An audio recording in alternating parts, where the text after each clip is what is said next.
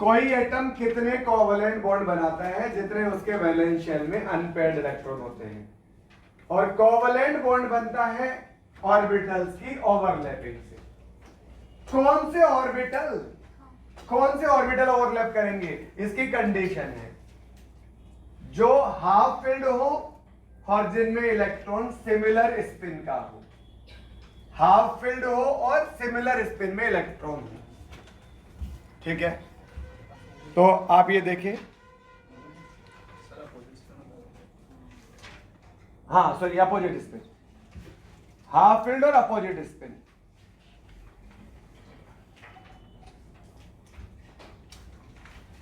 और ओवरलैपिंग क्या होती है? पेनिट्रेशन। धीरे धीरे ये हाथ एक दूसरे के अंदर की तरफ जा रहे हैं, इसे बोलते हैं penetration. Penetration of orbital into each other. Only those orbital can overlap which are half filled and having opposite spin. ये दो एटॉमिक ऑर्बिटल आपस में ओवरलैप कर रहे हैं और क्या बन रहा है? Molecular orbital. क्योंकि क्या बन चुका है? मॉलिक्यूल बन चुका है। H प्लस H मिलके क्या बन चुका है? H2। H2 क्या होता है? मॉलिक्यूल। अब ये ओवरलैपिंग कितने टाइप की होती है? दो टाइप की होती है। एक होती है हेड ऑन, एक होती है साइडवेज। हेड ऑन ओवरलैपिंग से क्या बनता है? सिग्मा बॉन्ड बनता है। क्या बनता है? सिग्मा। हेड ऑन या एक्सियल ओवरलैपिंग। अगर 1-1 लोब का इंटरेक्शन हो रहा है तो सिग्मा बनता है। अगर 2-2 लोब का इंटरेक्शन होता है तो पाई बनता है। और अगर 4-4 लोब का इंटरेक्शन होता है तो डेल्टा बॉन्ड बनता है। क्या बनता है? डेल्टा। अगर इंटरन्यूक्लियर एक्सिस या तो दी जाएगी और अगर गिवन नहीं है तो आप क्या मानोगे? हमेशा जेड एक्सिस को इंटरन्यूक्लियर एक्सिस मानोगे, जेड एक्सिस को। ठीक। कोई भी एटॉमिक ऑर्बिटल जो आपस में हाथ मिलाने वाले हैं, ओवरलैप करने वाले, सबसे पहले इंटरन्यूक्लियर एक्सिस के अलोंग अरेंज होंगे। जैसे ये एक्सिस हॉरिजॉन्टल वाली एक्स एक्सिस है, ऊपर वाली वाई एक्सिस है और सामने वाली जेड एक्सिस है। ये दो एटॉमिक ऑर्बिटल है। अगर एक्स एक्सिस इंटरन्यूक्लियर एक्सिस है तो ये ऐसे अरेंज हो जाएंगे, नत्थु काका। ठीक है। या अगर वाई एक्सिस इंटरन्यूक्लियर एक्सिस है, अगर वाई एक्सिस इंटरन्यूक्लियर एक्सिस है तो ये ऐसे अरेंज हो जाएंगे। अगर जेड एक्सिस इंटरन्यूक्लियर एक्सिस है तो ये ऐसे अरेंज हो जाएंगे। इधर था ना जेड, नहीं ऐसे वाले तुम्हारे। जो इंटरन्यूक्लियर एक्सिस है सबसे पहले नहीं पहले बॉन्ड नहीं बनाएंगे, पहले वो उधर अरेंज होंगे। ये दो एटॉमिक ऑर्बिटल एक्स एक्सिस है तो ऐसे अरेंज हो गए, वाई है तो ऐसे अरेंज हो गए और जेड है तो ऐसे अरेंज हो गए। समझे? और फिर उस डायरेक्शन में मूव करेंगे। एक्स एक्सिस में अरेंज हो गए, फिर उस डायरेक्शन में मूव करेंगे। वाई एक्सिस में अरेंज हो गए, फिर उस डायरेक्शन में मूव करेंगे। जेड एक्सिस में अरेंज हो गए, फिर उस डायरेक्शन में मूव करेंगे। सिंपल। क्लियर है? चलो, अब सबसे पहले आता है एसएस ओवरलैपिंग। एसएस ओवरलैपिंग में एक ही तो लोब होता है। 1-1 लोब से क्या बनता है? सिग्मा। 1-1 लोब से क्या बनता है? सिग्मा। आप देखो ये स्फेरिकल है, स्फेयर। अब ये इधर भी स्फेयर है, ये इधर भी स्फेयर है, ये इधर भी स्फेयर है। तो स्फेयर तो कहीं भी मिले सिग्मा बनेगा, वहां कोई प्रॉब्लम नहीं है। तो यहां सिग्मा बॉन्ड मिलेगा। Second SP overlapping. SP overlapping जैसे मैं समझाता हूं, सामने देखते जाओ। ये एस ऑर्बिटल है, ये तो स्फेरिकल है, इसकी कोई डायरेक्शन नहीं है। ठीक है,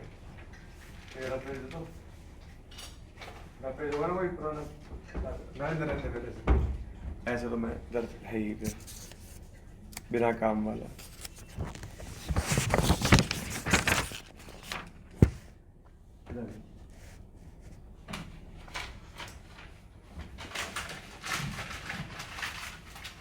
ये स्फेयर है, स्फेयर अपन ने स्फेयर बना दिया क्या, है ना। अब मेरे पास कौन सी इंटरन्यूक्लियर एक्सिस है? Z axis, Z axis. और ये मैंने लिया पी जेड। क्या लिया? P Z. मतलब डंबल कहां बनेगा? जेड डायरेक्शन में। तो ये जेड एक्सिस थी सामने वाली, और ये पी जेड उस डायरेक्शन में अरेंज होगा। अरे पी जेड में प्रोबेबिलिटी जेड, वो डंबल जेड डायरेक्शन में तो बनेगा। आप देखो ये एस और ये पी जेड, ये आपस में आके क्या करेंगे, इंटरेक्ट। अब इस पी में वैसे तो दो लोब होते हैं, लेकिन दोनों लोब थोड़ी मिलेंगे यहाँ, केवल आगे वाला लोब भी तो इंटरेक्ट कर पाएगा। तो वन वन लोब का इंटरेक्शन क्या बनेगा, पाई, सिग्मा बनेगा। अगर मान लो जेड एक्सिस इंटरन्यूक्लियर एक्सिस होती और आपके पास ये पी क्या होता, ये पी एक्स होता, पी एक्स, तो पी एक्स क्या होगा, एक्स डायरेक्शन में प्रोबेबिलिटी, तो पी एक्स अरेंज हो जाएगा ऐसे। लेकिन मूव करेगा इंटरन्यूक्लियर एक्सिस के अलोंग, तो चलेगा तो जेड एक्सिस के अलोंग ही ऐसे। और अब ये एस कहां जाकर मिलेगा, इसके नल पॉइंट पर, और जो बीच में डॉट होता है वहां, डंबल होता है ना, डंबल बीच में डॉट होता है ना, वहां पर, वहां आकर मिलेगा। तो यहां कौन सा बॉन्ड बनेगा, नो बॉन्ड, कोई बॉन्ड ही नहीं बनेगा। ये है एस पी ओवरलैपिंग। जैसे ये पी वाई होता, तो पी वाई मतलब कहां होता, ऊपर की ओर, ये ऐसे। और मूव कहां करेंगे, इंटरन्यूक्लियर एक्सिस, वो तो कौन सी थी, जेड, ये ऐसे आके मिलेगा। ये कहां मिलेगा, इसके बीच के अंदर, और बीच में तो लोब होता ही नहीं है, तो बॉन्ड बनेगा ही, समझे। जैसे इंटरन्यूक्लियर एक्सिस है एक्स एक्सिस, एक्स कौन सी थी, वाई, एक एस है और एक पी है, पी। अब मैं तीनों पी ले रहा हूं, P X, P Y, P Z. अब सबसे पहले पी एक्स, तो ये रहा पी एक्स, क्योंकि एक्स डायरेक्शन में तो प्रोबेबिलिटी होगी और एक्स डायरेक्शन में मूव करेंगे। वन वन लोब का इंटरेक्शन क्या बनेगा, सिग्मा। मान लो ये पी वाई है, कहां हो जाएगा, ऊपर की ओर, प्रोबेबिलिटी ऊपर होती है पी वाई में, वाई एक्सिस में। मूव कहां करेंगे, इंटरन्यूक्लियर एक्सिस, एक्स एक्सिस की ओर, क्या बनेगा, नो बॉन्ड। मान लो ये जेड एक्स, पी जेड है, ये कैसे हो जाएगा, जेड एक्सिस में प्रोबेबिलिटी, वापस यूं ही आकर जुड़ेंगे, क्या बॉन्ड बनेगा, जीरो, नो बॉन्ड। समझ आ गया तुम्हारे। तो या तो यहाँ सिग्मा बॉन्ड बनेगा या कोई बॉन्ड नहीं बनेगा। एस ऑर्बिटल केवल क्या बनाएगा, सिग्मा बनाएगा, सिग्मा, क्योंकि एस में क्या होता है, एक ही तो लोब होता है। अब बात करते हैं पी ऑर्बिटल के बारे में, पी ओवरलैपिंग। अब पीपी दो तरह की होगी, हेड ऑन और साइडवेज। चलो सुनो, ये मेरे पास दोनों पी है, दोनों पी। अगर एक पी एक्स है एक पी वाई है, तो वैसे ही परपेंडिकुलर होंगे। अरे एक पी एक्स है और एक पी वाई है, तो परपेंडिकुलर होंगे, तो यूं आकर जुड़ेंगे, तो नल पॉइंट पर आकर मिलेंगे, कोई बॉन्ड बनेगा ही नहीं।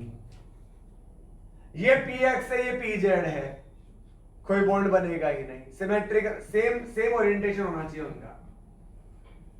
अगर मान लो ये पी एक्स है और इंटरन्यूक्लियर एक्सिस कौन सी है, एक्स। याद रखना, मैं तीनों मैं तीनों लूंगा, एक बार एक्स एक्सिस, एक बार वाई एक्सिस, एक बार जेड एक्सिस, और ये पी एक्स है। पी एक्स कहां अरेंज होंगे, एक्स डायरेक्शन में हो गया अरेंज, और मूव करेंगे एक्स डायरेक्शन में, क्या होगा, वन वन लोब का इंटरेक्शन, आगे वाला लोब भी जुड़ेगा, क्या बनेगा, सिग्मा। मान लो इंटरन्यूक्लियर एक्सिस है वाई एक्सिस, तो ये पी एक्स रहेगा तो एक्स डायरेक्शन में, वाई कहां अरेंज हो गए, वाई डायरेक्शन। अरे वाई डायरेक्शन में मूव करेंगे ना, ये प्रोबेबिलिटी तो हॉरिजॉन्टल में ही है ना, हॉरिजॉन्टल लाइन ही तो है एक्स एक्सिस, और ये चलेंगे वाई एक्सिस में ऐसे।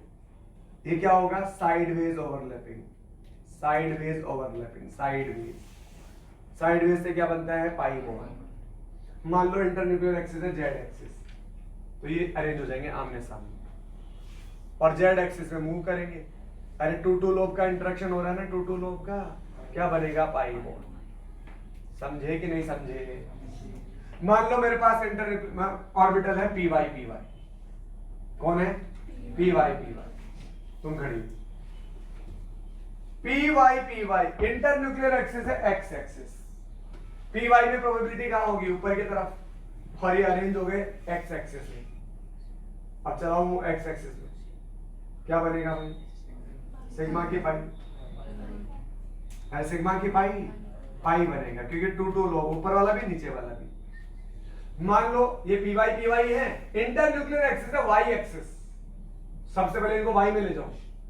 अरे कहां ले जाऊं, वाई में, वाई क्या है, ऊपर वाला, और वाई में मूव करो, क्या बनेगा, सिग्मा।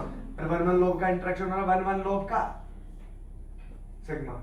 मान लो इंटरन्यूक्लियर एक्सिस है जेड एक्सिस, ये तो ऐसे ही रहेंगे जेड एक्सिस, सामने वाली है ना जेड एक्सिस, ऐसे अरेंज हो गए। अब जेड एक्सिस में मूव करो, टू लोब का इंटरेक्शन क्या बनेगा? सबको समझ में आया कि नहीं आया? दोबारा समझाऊं कि आ गया समझ में? ठीक, क्लियर। तो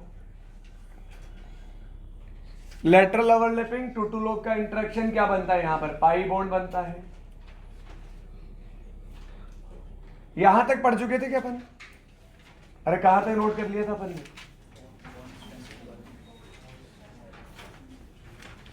ये समझ लो, समझा तो मैंने लास्ट टाइम पे भी दिया था। ये कुछ भी नोट नहीं किया क्या? एसएस भी कर लिया, एसपी भी कर लिया, पीपी भी कर लिया। देखो ठीक, लेटरल साइड। हाँ, तो यहां अपन ने नोट किया था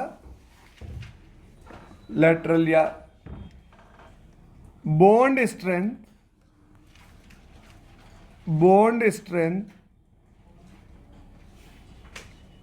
किसके डायरेक्टली प्रोपोर्शनल होती है? स्ट्रेंथ, एक्सटेंट ऑफ ओवरलैपिंग के, सॉरी, एक्सटेंट ऑफ ओवरलैपिंग। ज्यादा ओवरलैपिंग कहां होती है? हेड ऑन में कि साइडवेज में? अरे ज्यादा ओवरलैपिंग कहां होती है, हेड ऑन में या साइडवेज में? हेड ऑन में, हेड ऑन में यार, सिर से सिर भिड़ता है। साइडवेज में तो ऐसे आप जा रहे हो, ठीक है, किसी का कंधा टच हो गया बस, उसमें इतनी चोट थोड़ी लगती है जितना सिर से सिर भिड़ता है तब चोट लगती है। हेड ऑन में इंटरेक्शन ज्यादा होता है। अरे मैंने आपको उस दिन बताया था, आप याद करो कि आप उसी डायरेक्शन में बात कर रहे हो, उसी मतलब जिधर देख रहे हो उधर ही बात कर रहे हो, ठीक है, और एक आप देख कहीं और रहे हो, बात कहीं और कर रहे हो, तो वो इंटरेक्शन कैसा होता है? पुअर।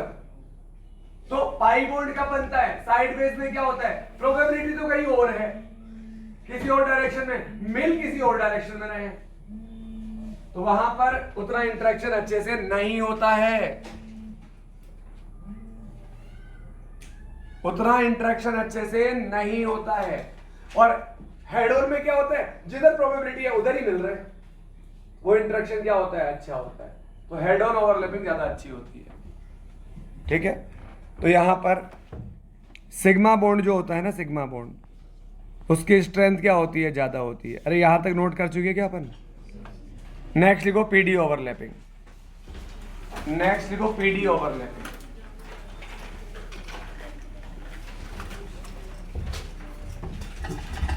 नेक्स्ट लिखे PD overlapping.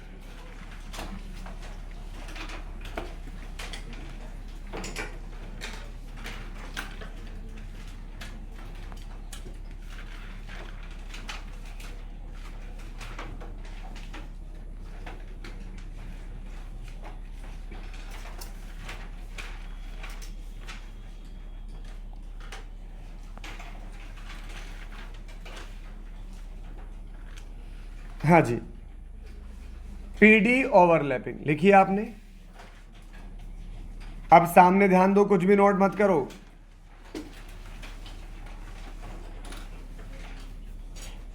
Akshita D orbital की शेप कैसी होती है? डंबल तो पी की होती है, डबल डंबल, वो डंबल, ठीक है। अब पी सुनना बेटा, एक मेरे पास है डी एक्स वाई, इधर मेरे पास है पी एक्स, और इधर मेरे पास है डी एक्स वाई। कुछ भी नोट मत करना, सिर्फ सामने देखना। P x inter nuclear axis ले ली मैंने, एक्स एक्सिस, सही। तो बेटा जी ये पी एक्स हो गया एक्स डायरेक्शन में, ठीक है। इसको अपन एक्स एक्सिस मान लेते हैं, इसको ऊपर वाली को वाई, ये एक्स हो गया, ये वाई हो गया, प्लस ये एक्स, ये वाई,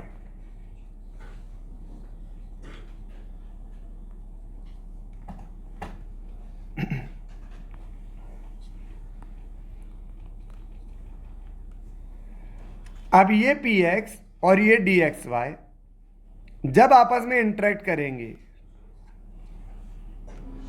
एक तो ये केस है एक्स वाई और ये हो गया पी एक्स, यहां कैसा बॉन्ड बनने वाला है? मुझे लग रहा है जब ये जाएगा तो इसे बीचों बीच में जाके मिलेगा नल पॉइंट पर, और उससे क्या बनेगा? No bond. तो यहां कोई भी बॉन्ड नहीं बनेगा।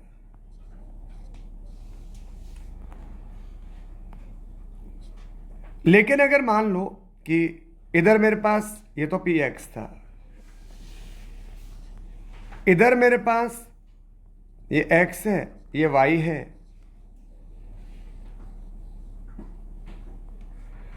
और इधर मेरे पास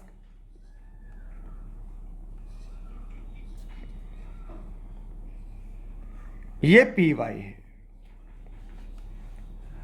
अब जब ये आपस में मिलने जाएगा, ले जाओ इन्हें मिलने के लिए, अरे ले चले मिलने के लिए। क्या हो रहा है यहां पर? अरे टू टू लोब का इंटरेक्शन हो रहा है क्या? टू टू लोब का, इसके टू लोब और इसके टू लोब वो इंटरेक्ट कर रहे हैं कि नहीं कर रहे हैं? तो टू टू लोब के इंटरेक्शन से क्या बनता है? पाई बॉन्ड बनता है, पाई बॉन्ड। तो यहां क्या बनेगा? वापस ले चलो पीछे से, यहां क्या बनेगा बेटा जी? पाई बॉन्ड बनेगा, पाई बॉन्ड।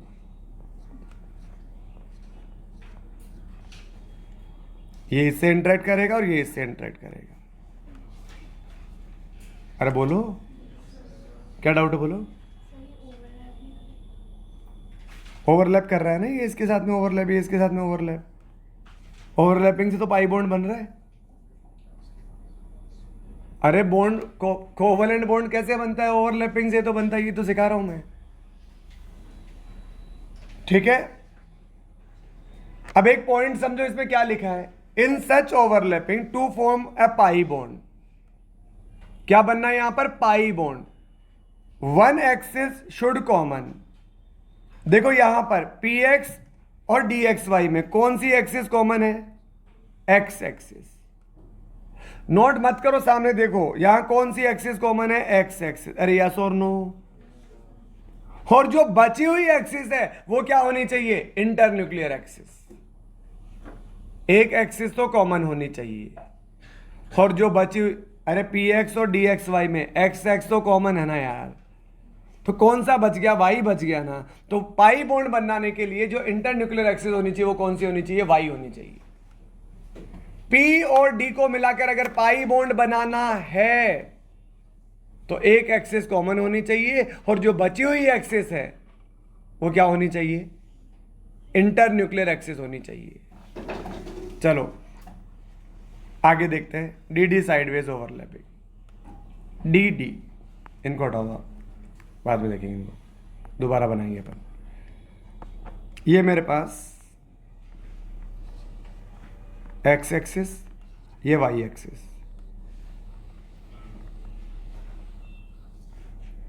ये एक्स एक्सिस, ये वाई एक्सिस। अरे ये कौन सा ऑर्बिटल है? D X Y. और ये भी कौन सा है? D X Y. अरे पता है क्या आपको शेप इनकी? डबल डम्बल होती है ना इनकी शेप है। ये डी एक्स वाई। दोनों एक्सिस कॉमन है क्या? अरे दोनों एक्सिस कॉमन है क्या? तो पाई बॉन्ड बनने के लिए दोनों एक्सिस कॉमन होनी चाहिए, और दोनों में से कोई भी एक एक्सिस इंटरन्यूक्लियर एक्सिस हो सकती है। ये वाली एक्सिस को आप एक्स मान लो, ऊपर वाली को क्या मान लो? वाई। अब इंटरन्यूक्लियर एक्सिस मैंने कौन सी मान ली यहां पर एक्स एक्सिस मान ली। अरे कौन सी एक्सिस मान ली? X axis. तो ये किधर की ओर मूव करेंगे? एक्स एक्सिस की ओर मूव करेंगे, एक्स एक्सिस की ओर। तो ये चलेंगे इधर की ओर। मैं लेके आता हूं, ठीक, मैं इन्हें लेकर आता हूं। ये वाला मूव करेगा एक्स एक्सिस की ओर। चल भाई उधर चल चल चल चल। और दिख रहा है क्या टू टू लोब का इंटरेक्शन यार? तो क्या बन रहा है? पाई बॉन्ड। क्या बन रहा है? Pi bond. अगर इंटरन्यूक्लियर एक्सिस क्या हो जाता? वाई।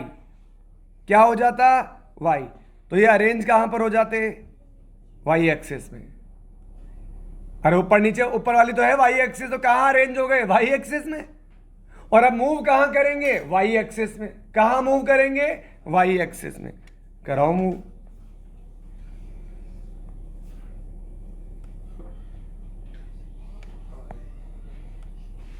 अरे बना कि नहीं बना पाई यार? तो भाई एक देखो, डीडी ओवरलैपिंग के अंदर दोनों एक्सिस कॉमन होनी चाहिए, दोनों एक्सिस क्या होनी चाहिए? कॉमन। और कोई भी एक ऑर्बिटल कोई भी एक एक्सिस क्या हो जाए उनमें से? Inter nuclear axis. क्या हो जाए? Inter nuclear axis. अब मैं सामने दिखाता हूं, देखो ये हॉरिजॉन्टल वाली एक्स मान लो, ऊपर वाली वाई मान लो। हॉरिजॉन्टल वाली एक्स मान लो, ऊपर वाली वाई मान लो। ये dxy dxy, x axis inter nuclear axis है।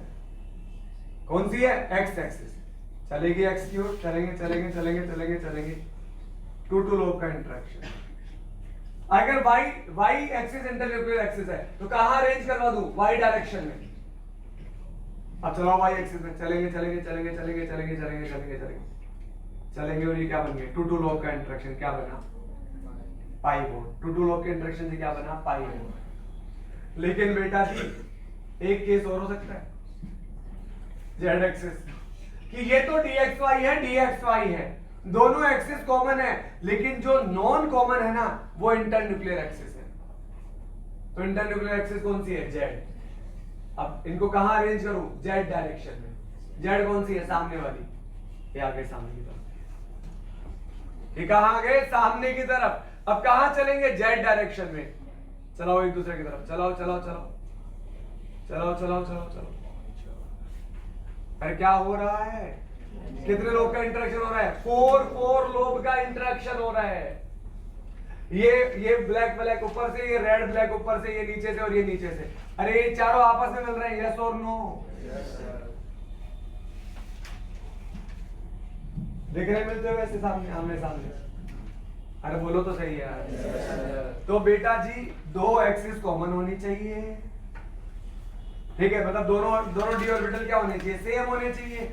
और अगर उनमें जो कॉमन एक्सिस है वो इंटर न्यूक्लियर एक्सिस हो जाएगी तो क्या बन जाएगा? पाई। और जो कॉमन है अगर वो नहीं है तो क्या बनेगा? डेल्टा। फोर लोब के इंटरेक्शन से कौन सा बॉन्ड बनता है? डेल्टा बॉन्ड बनता है। एक्चुअली ये मैं यहां नहीं दिखा पाता आपको। अरे इसको ऐसे उठा के कैसे लाता हूं उसके ऊपर? तुम नहीं समझते, ये तो तुम्हारी अच्छी बात है, ठीक है? आगे देखो, ये सारी कहानी लिखी हुई है। In the overlapping to form a pi bond, both the orbital should be symmetric, मतलब सेम। ओरिएंटेशन क्या होना चाहिए? सेम होना चाहिए। अगर dxy है तो दूसरा वाला भी dxy होना चाहिए। एक dyz है तो दूसरा वाला भी dyz ही होना चाहिए, ठीक है? अगर ऐसा एक dxy है एक dyz है तो परपेंडिकुलर हो जाएंगे, perpendicular, no bond over interaction हो जाएगा, नो बॉन्ड वाला। एंड एनी कॉमन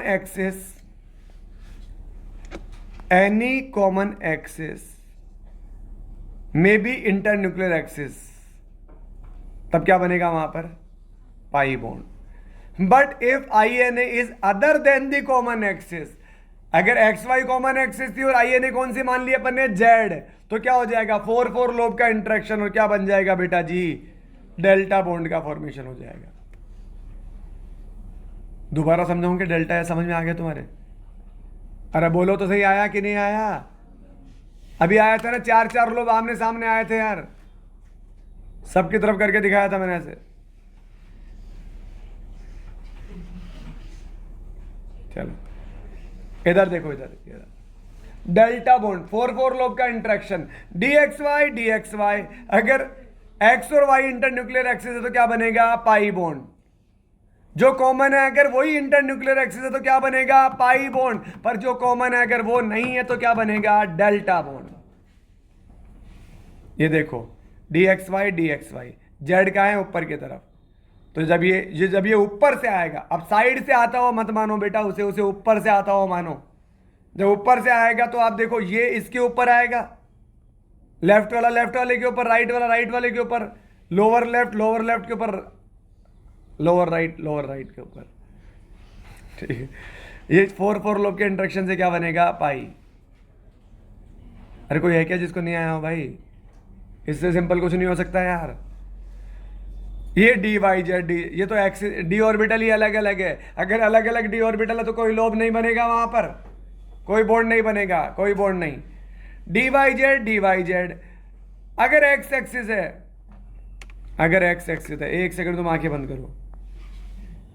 हाँ, डी वाई जेड अगर जो कॉमन है, अगर वही इंटरन्यूक्लियर एक्सिस है, जो कॉमन है अगर वही इंटरन्यूक्लियर एक्सिस है तो क्या बनेगा? Pi bond. और जो कॉमन है अगर वो नहीं है तो क्या बनेगा? Delta bond. ऐसे बनता है डेल्टा।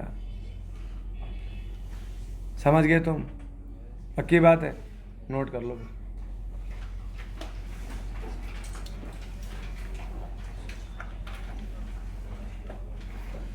PD overlapping.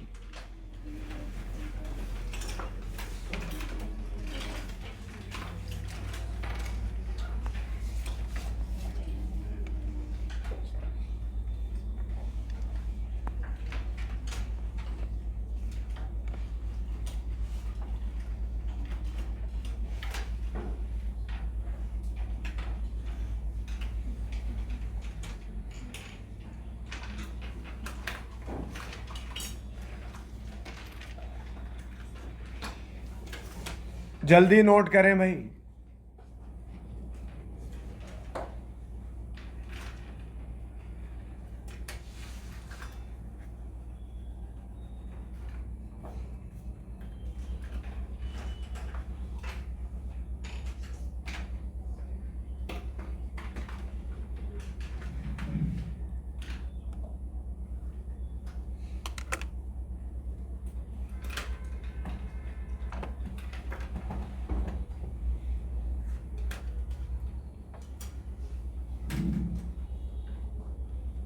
काव्य और ऋषि, तुम दोनों बाहर आओ।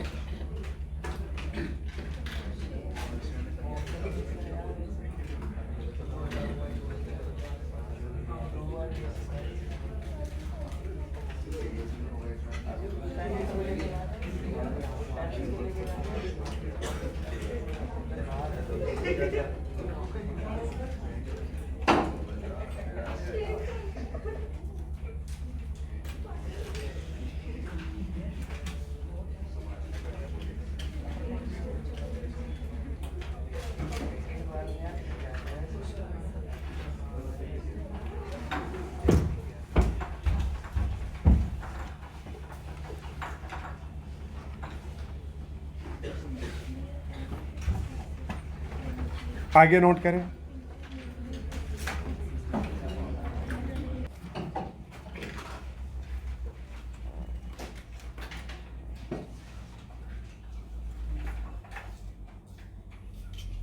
DD sideways overlapping.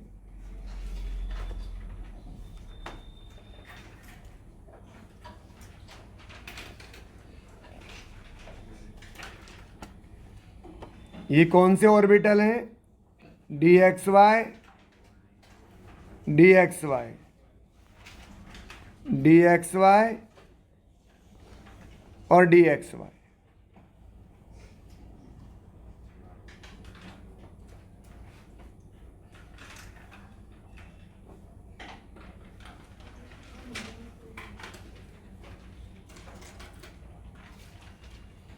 अगर आयनिक बॉन्ड में मेल्टिंग पॉइंट टफ लगता हो तो छोड़ देना उसे, नहीं आते वहां से क्वेश्चन, है ना। अजीब था थोड़ा वो।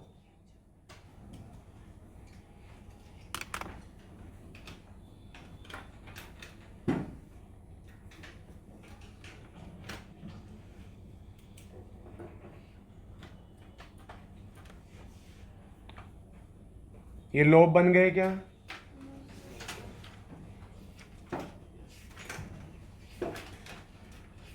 अरे फ्री हैंड से बनाया करो, ऐसे पेंसिल ऐसे स्केल स्केल से मत बनाया करो, फ्री हैंड से बनाया करो सर। कोई लोब छोटा बड़ा बन गया कोई दिक्कत नहीं है, ये तुम्हें पता होने चाहिए बस कि वो इक्वल लोब होते हैं सारे।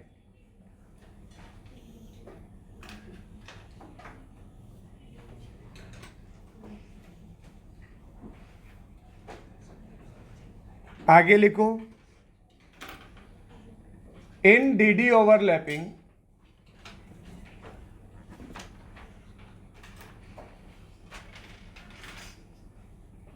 to form pi bond,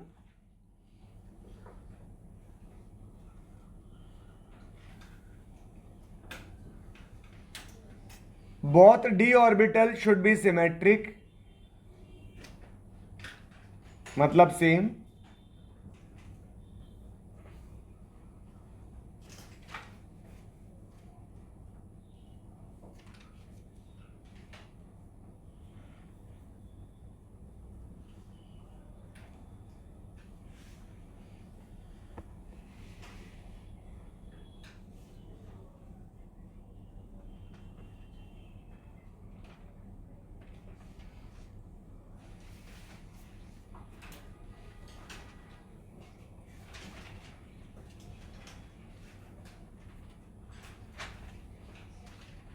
and any common axis में भी INA। INA क्या होता है? Internuclear axis. But if INA is other than common axis then delta bond will form.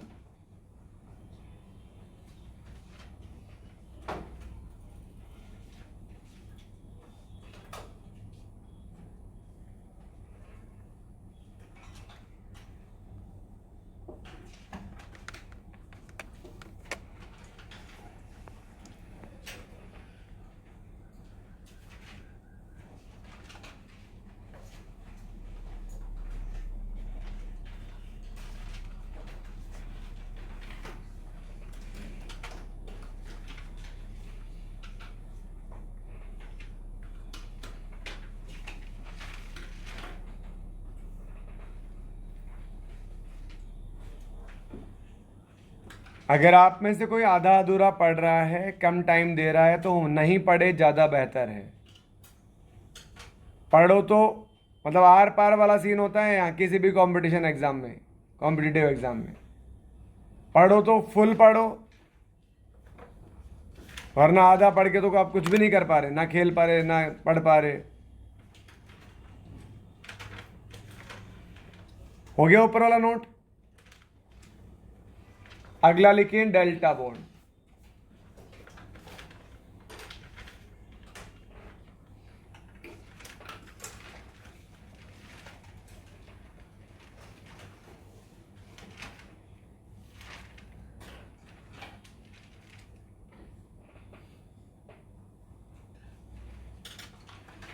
Delta bond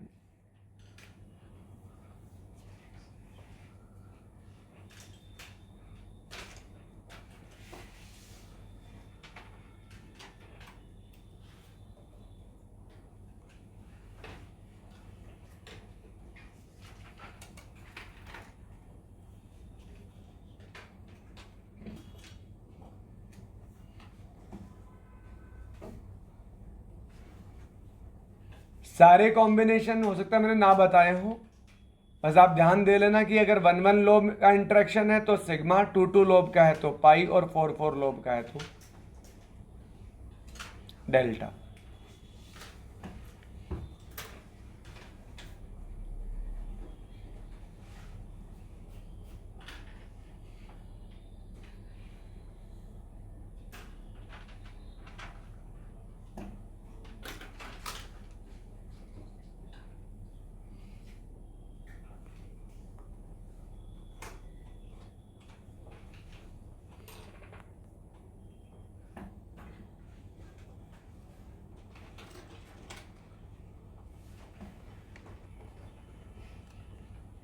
Unsymmetrical orbital will not form any bond. ये दोबारा note मत करना, ये मैं नोट करवा चुका हूं आई थिंक।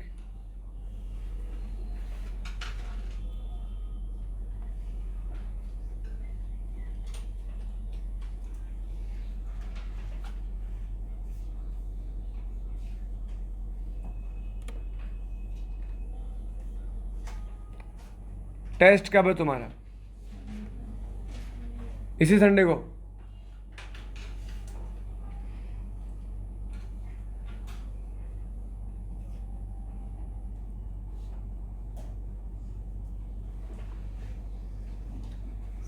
नहीं हुआ क्या नोट ऊपर वाला?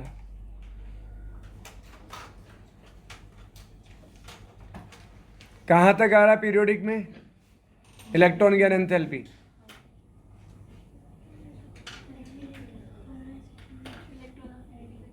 हाँ हाँ, इलेक्ट्रॉन एफिनिटी, वही तो मैंने बोला। Electron gain enthalpy.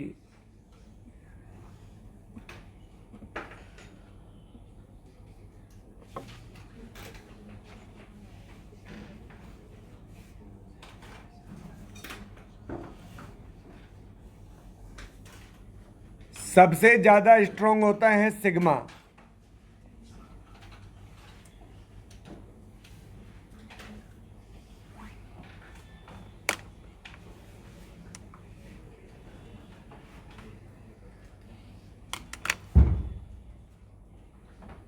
सबसे ज्यादा स्ट्रॉन्ग होता है सिग्मा।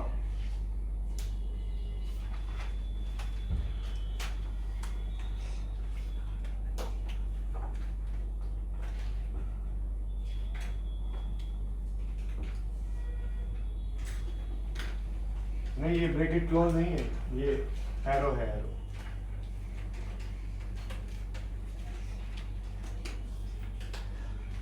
अरे इतना नोट हो गया क्या?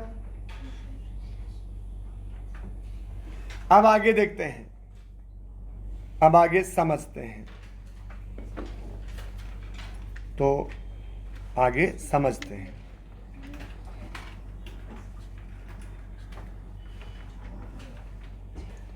तो आप मुझे एक बात बताओ, एक बात बताओ, अभी हो गया?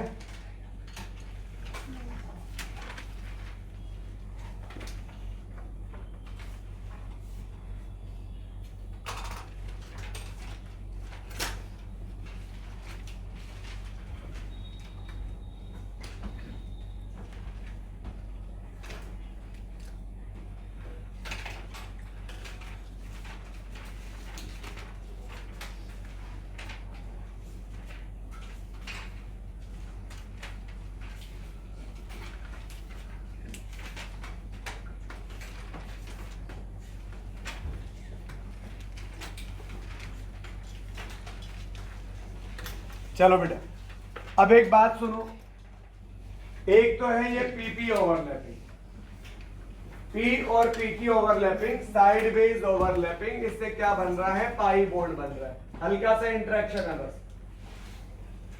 ठीक है। इधर ऐसे इंटरेक्शन ज्यादा होता है सिग्मा में, हेड ऑन में, ये तो हल्का सा इंटरेक्शन।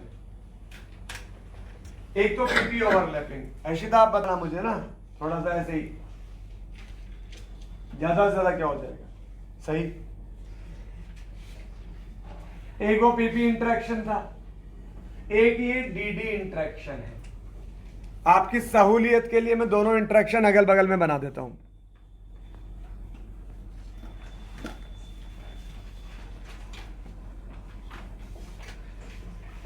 आपको क्या लगता है इनमें कौन सा इंटरेक्शन ज्यादा अच्छा है, पीपी या डीडी? सही गलत छोड़ो, आपको जो लगता है वो बताओ आप तो मुझे। अरे इंटरेक्शन मिलना, आप एक बात सुनो, ये ऐसा है, ऐसा है ऐसा कि ये पी वाई, ये एक्स एक्सिस, ऊपर वाली वाई, ये पी वाई, कहां देख रहा है? ऊपर, और मिल रहे हैं ऐसे, देख उतर रहा है ऐसे ऊपर की तरफ, वो चल रहा है, कोई उधर से है इधर चल रहा है, नहीं आ रहा तुम्हें समझ में? यार ये एक्स एक्सिस है, चलना तो इंटरन्यूक्लियर एक्सिस के अलोंग है ना। एक उधर कोई खड़ा है, वो इधर आ रहा है, देख ऊपर है, ठीक है? तो ऐसे मतलब इंटरेक्शन कैसे होगा आप बताओ? देख इधर रहे, बात उधर हो रही है, नहीं होगा इंटरेक्शन, बहुत पुअर होगा। एक क्या होता है, ऐसे देख रहे हैं, वो भी ऐसे देख रहे हैं, ठीक है? अब जब अपन ऐसे देख रहे हैं तो इसके दो कंपोनेंट बनाए जा सकते हैं। अरे कोई ऐसा वेक्टर होता है तो उसके दो कंपोनेंट बनाए जा सकते हैं, एक हॉरिजॉन्टल और एक वर्टिकल। तो बेटा डी के अंदर दो कंपोनेंट बन सकते हैं, एक कंपोनेंट इधर की तरफ बन सकता है, एक ऊपर की तरफ। इस वाले डी का भी दो कंपोनेंट बन सकते हैं, एक इधर की तरफ, एक ऊपर की तरफ। तो जो ऊपर वाले कंपोनेंट है वो तो इसकी तरह हो जाएंगे, और जो हॉरिजॉन्टल कंपोनेंट है वो तो हेड ऑन के जैसे हो जाएंगे, नहीं हो जाएंगे? नहीं आया समझ में? दोबारा समझाता हूं, लेट में। ये ऐसे होता है डी बेटा जी, ऐसे। अब इसके दो कंपोनेंट बन सकते हैं, एक हॉरिजॉन्टल, एक वर्टिकल। इधर वाले के भी दो कंपोनेंट हो सकते हैं, एक हॉरिजॉन्टल, और तुम कंपोनेंट तो समझते हो ना यार, एक हॉरिजॉन्टल, एक वर्टिकल। तो वर्टिकल कंपोनेंट तो पी की तरह काम करेंगे, पर इसमें हॉरिजॉन्टल कंपोनेंट जो है वो तो हेड ऑन ओवरलैपिंग करेंगे ना। ये तो फिर भी थोड़ा बहुत एक दूसरे की तरफ देख रहे हैं, अरे 45 डिग्री पर हैं, थोड़ा बहुत देख रहे हैं एक दूसरे की तरफ। एक तो ऐसे देख रहे हो और एक ऐसे चल रहे हो, तो थोड़ा बहुत तो दिख रहा है ना इधर, तुम्हारे समझ नहीं आ रहा यार, ठीक है? इसमें कम से कम एक कंपोनेंट तो उधर की तरफ आएगा, इसमें तो कोई भी कंपोनेंट उधर की तरफ नहीं आएगा। तो ये इंटरेक्शन ज्यादा अच्छा है डीडी वाला बजाय पीपी इंटरेक्शन के। दोबारा समझाऊं कि समझ आ गया? ठीक है? तो बेटा जी सबसे स्ट्रॉन्ग होता है सिग्मा, क्योंकि उसमें पूरा ही उसी डायरेक्शन में होता है। फिर होता है डी, क्योंकि उसमें एक component D head on overlapping करता है, एक साइडवेज ओवरलैपिंग करता है। और एक होता है पी, सबसे वीक होता है, क्योंकि उसमें केवल साइडवेज ही ओवरलैपिंग होती है, हेड ऑन कंपोनेंट तो है ही नहीं उसके अंदर। तो सबसे स्ट्रॉन्ग होता है सिग्मा, फिर होता है डेल्टा, और फिर होता है पाई। आप सुनो बेटा, बस नोट मत करो। तो ये इसीलिए लिखा हुआ है कि अगर पाई बॉन्ड डी और डी ऑर्बिटल में बनेगा तो वो स्ट्रॉन्ग बनेगा। अरे पाई बॉन्ड कहां बनेगा? डी और डी ऑर्बिटल में, तो क्या बनेगा? स्ट्रॉन्ग। और पी और डी में बनेगा, अरे समझ गए ना, डी और डी वो ऐसे जो हैं, तो एक एक कंपोनेंट तो कम से कम बढ़िया से मिलेगा ना वहां पर। तो डी और डी ऑर्बिटल के बीच में बनने वाला पाई बॉन्ड थोड़ा स्ट्रॉन्ग बनेगा, ठीक है? क्योंकि एक एक कंपोनेंट तो एक दूसरे की तरफ होगा ही। और पी और डी में, इसमें तो ये इधर की तरफ देख रहा है, वो इधर की तरफ देख रहा है। एक तो ये वाला केस है, एक ये वाला केस है, और एक ये वाला केस है। ये वाला केस में पाई बॉन्ड जो बनेगा वो स्ट्रॉन्ग बनेगा। दोनों थोड़ा थोड़ा एक दूसरे की तरफ देख रहे हैं, थोड़ा थोड़ा। ये बिल्कुल भी नहीं देख रहे एक दूसरे की तरफ, और इसमें एक देख रहा है और दूसरा नहीं देख रहा, ठीक है? तो ये वाला बीच का सा बॉन्ड है। तो सबसे स्ट्रॉन्ग बनेगा डी और डी के बीच में पाई बॉन्ड, फिर पी और डी के बीच में, और सबसे वीक बनेगा कौन सा? पी और पी के बीच में पाई बॉन्ड। समझ आ गई बात आपको? ठीक है? क्योंकि आधा 45 पर एंगल पर है, तो थोड़ा बहुत तो देख ही रहे एक दूसरे की तरफ। एक ये इस तरह से आके मिलेंगे, एक ये इस तरह से आके मिलेंगे, तो प्रोबेबिलिटी तो उधर है, मिलेंगे इधर, तो इधर तो लोड भी बहुत कम है। तो ये बॉन्ड स्ट्रेंथ होगी, बॉन्ड स्ट्रेंथ।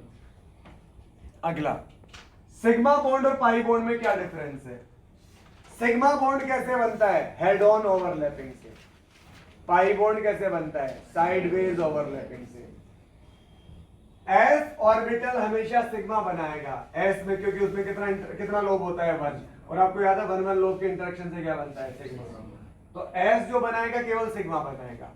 पी और पी सिग्मा भी बना सकते हैं, पाई भी बना सकते हैं। अगर पी ऐसे है हेड ऑन ओवरलैपिंग तो सिग्मा, और पी अगर ऐसे है तो साइडवेज ओवरलैपिंग, क्या बनेगा? पाई।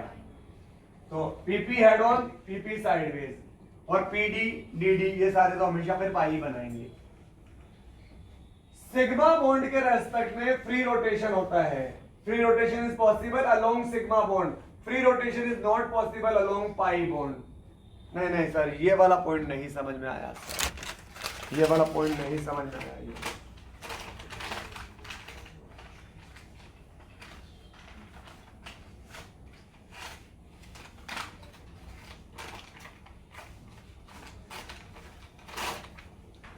आप एक पेन दे मुझे।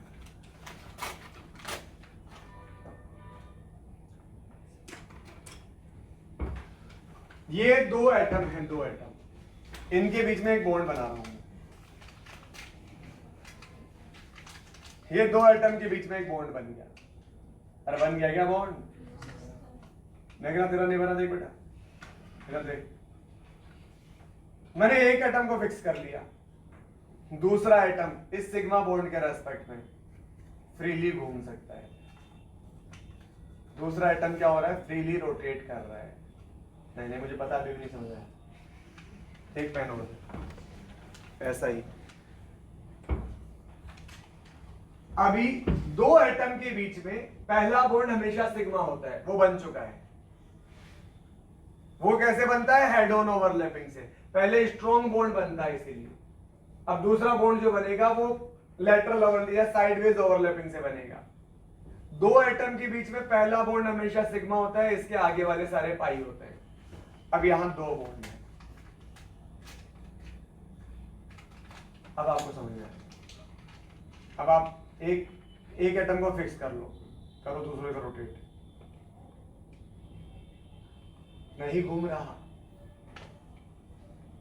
जोर जबरदस्ती करो कैसे है? नहीं करनी। आपको समझ में आ रहा है क्या बेटा? जब एक ही बॉन्ड था तो वो फ्रीली रोटेट हो रहा था।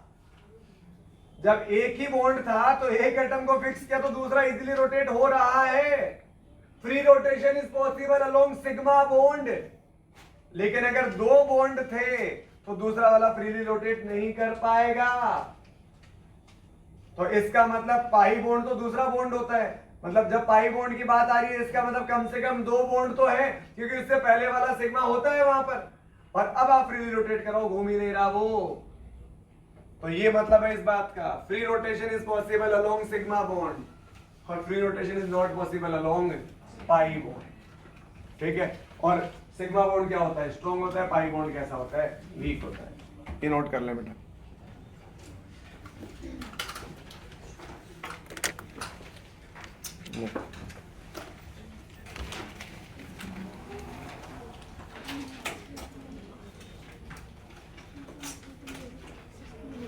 कोई भी पॉइंट नहीं समझ आए सर दोबारा समझा दो, जरूर बोल देना।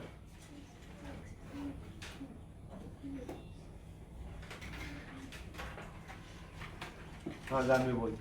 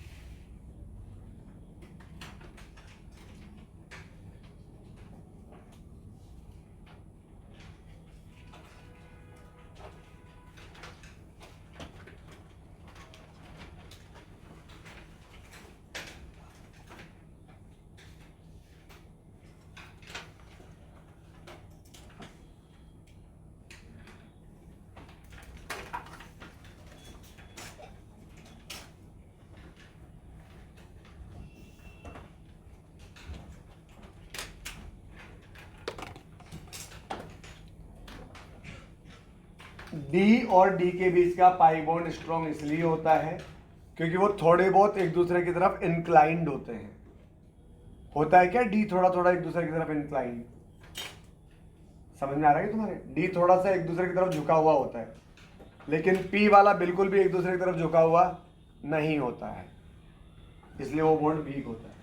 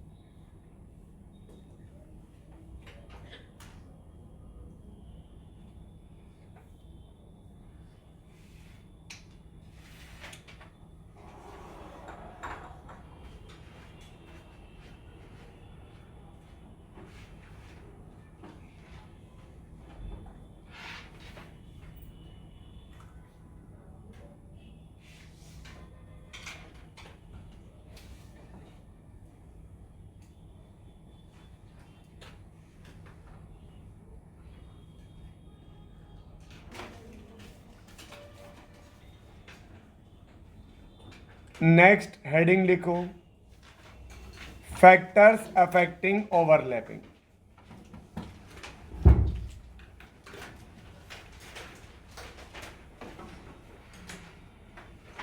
हाँ जी,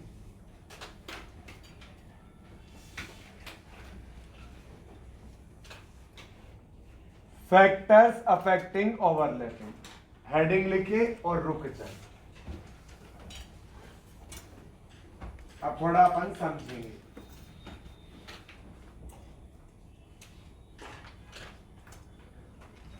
देखो, जितनी ज्यादा ओवरलैपिंग होगी, धीरे धीरे ओवरलैपिंग बढ़ती जा रही है, बढ़ती जा रही है, बढ़ती जा रही है, बढ़ती जा रही है।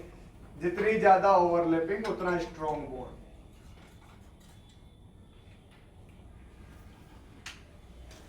तो extent of overlapping proportional to bond strength, ठीक है। अब बॉन्ड स्ट्रेंथ जितनी ज्यादा होगी, इस बॉन्ड को ब्रेक करने में उतनी हाई एनर्जी लगेगी। अगर बॉन्ड स्ट्रॉन्ग होगा तो तोड़ने में एनर्जी ज्यादा लगेगी ना, इसका मतलब उसकी बॉन्ड एनर्जी क्या होती है, हाई होती है। बॉन्ड स्ट्रेंथ ज्यादा है तो बॉन्ड एनर्जी भी क्या लगेगी, हाई लगेगी। और बॉन्ड एनर्जी जितनी ज्यादा होती है, बॉन्ड लेंथ उतनी कम होती है। बॉन्ड एनर्जी, बॉन्ड लेंथ एक दूसरे के रेसिप्रोकल होते हैं। अगर छोटा बॉन्ड है इजीली ब्रेक नहीं होगा, अगर लेंथी है बॉन्ड, बॉन्ड साइज ज्यादा है तो वो इजीली टूट जाएगा। जैसे छोटी लकड़ी इजीली नहीं टूटती, बड़ी लकड़ी इजीली टूट जाती है। सेम थिकनेस की अगर है तो बड़ी वाली टूट जाती है इजीली।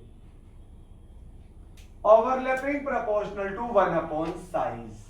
अरे वही साइज अगर बढ़ेगा तो बॉन्ड लेंथ बढ़ेगी। जैसे ये छोटे छोटे एटम है, फ्लोरीन फ्लोरीन, सेकंड पीरियड के। अब क्लोरीन क्लोरीन थोड़े बड़े हो गए, तो फ्लोरीन फ्लोरीन में इंटरन्यूक्लियर डिस्टेंस थोड़ी कम है, क्लोरीन क्लोरीन में थोड़ी बढ़ गई। ब्रोमीन में साइज और भी बड़ी हो गई तो डिस्टेंस, इंटरन्यूक्लियर डिस्टेंस और बढ़ गई। आयोडीन में और बड़ी साइज हो गई। जैसे जैसे मोटापा बढ़ता जाता है, अब दूरी भी तो बढ़ती जाएगी ना भाई, तो इंटरन्यूक्लियर डिस्टेंस बढ़ जाएगी। इंटरन्यूक्लियर डिस्टेंस को ही क्या बोलते हैं, अरे इंटरन्यूक्लियर डिस्टेंस को ही क्या बोलते हैं, बॉन्ड लेंथ बोलते हैं। तो यहां साइज, साइज क्या मतलब, ऑर्बिट नंबर। अरे साइज का मतलब क्या है, ऑर्बिट नंबर। बड़ा ऑर्बिट होगा तो साइज बड़ी होगी, सिंपल। जैसे कार्बन कार्बन जो बॉन्ड बनेगा, सिलिकॉन सिलिकॉन, जर्मेनियम जर्मेनियम और टिन और टिन। कार्बन कौन से पीरियड का एलिमेंट है, सेकंड पीरियड का। तो यहां जो इंटरेक्शन होगा वो 2p ऑर्बिटल में होगा। इसका भी 2p, इसका भी 2p। ओवरलैपिंग जो होगी। नहीं सर सर ये समझाओ ना सर, कैसे 2p में? अरे ओवरलैपिंग कौन करता है? हाफ फिल्ड और अपोजिट स्पिन। तो हाफ फील्ड कहाँ है कार्बन में, वो चेक करो ना। कार्बन क्या होता है? 6 atomic number, 1s2, 2s2, 2p2, तो ये 2s और ये 2p। अरे हाफ फील्ड कहां पड़े हैं? p के अंदर ही तो पड़े हैं।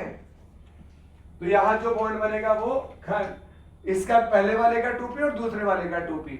अरे कौन से ऑर्बिटल ओवरलैप करते हैं जो कैसे होते हैं? Half field.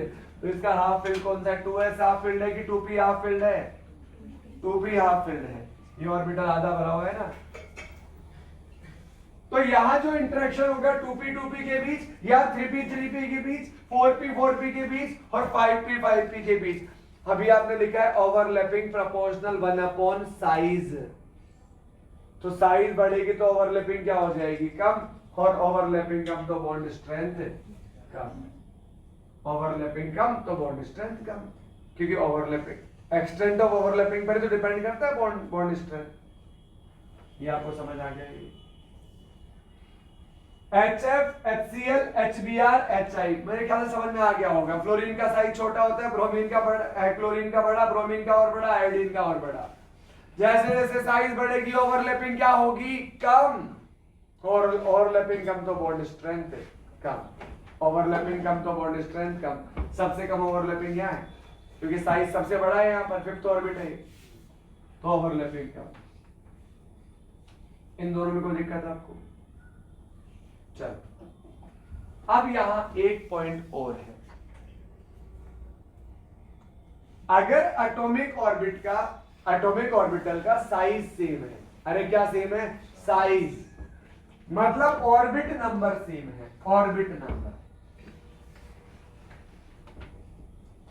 If size of atomic orbital is same orbit, तो जो ओवरलैपिंग है,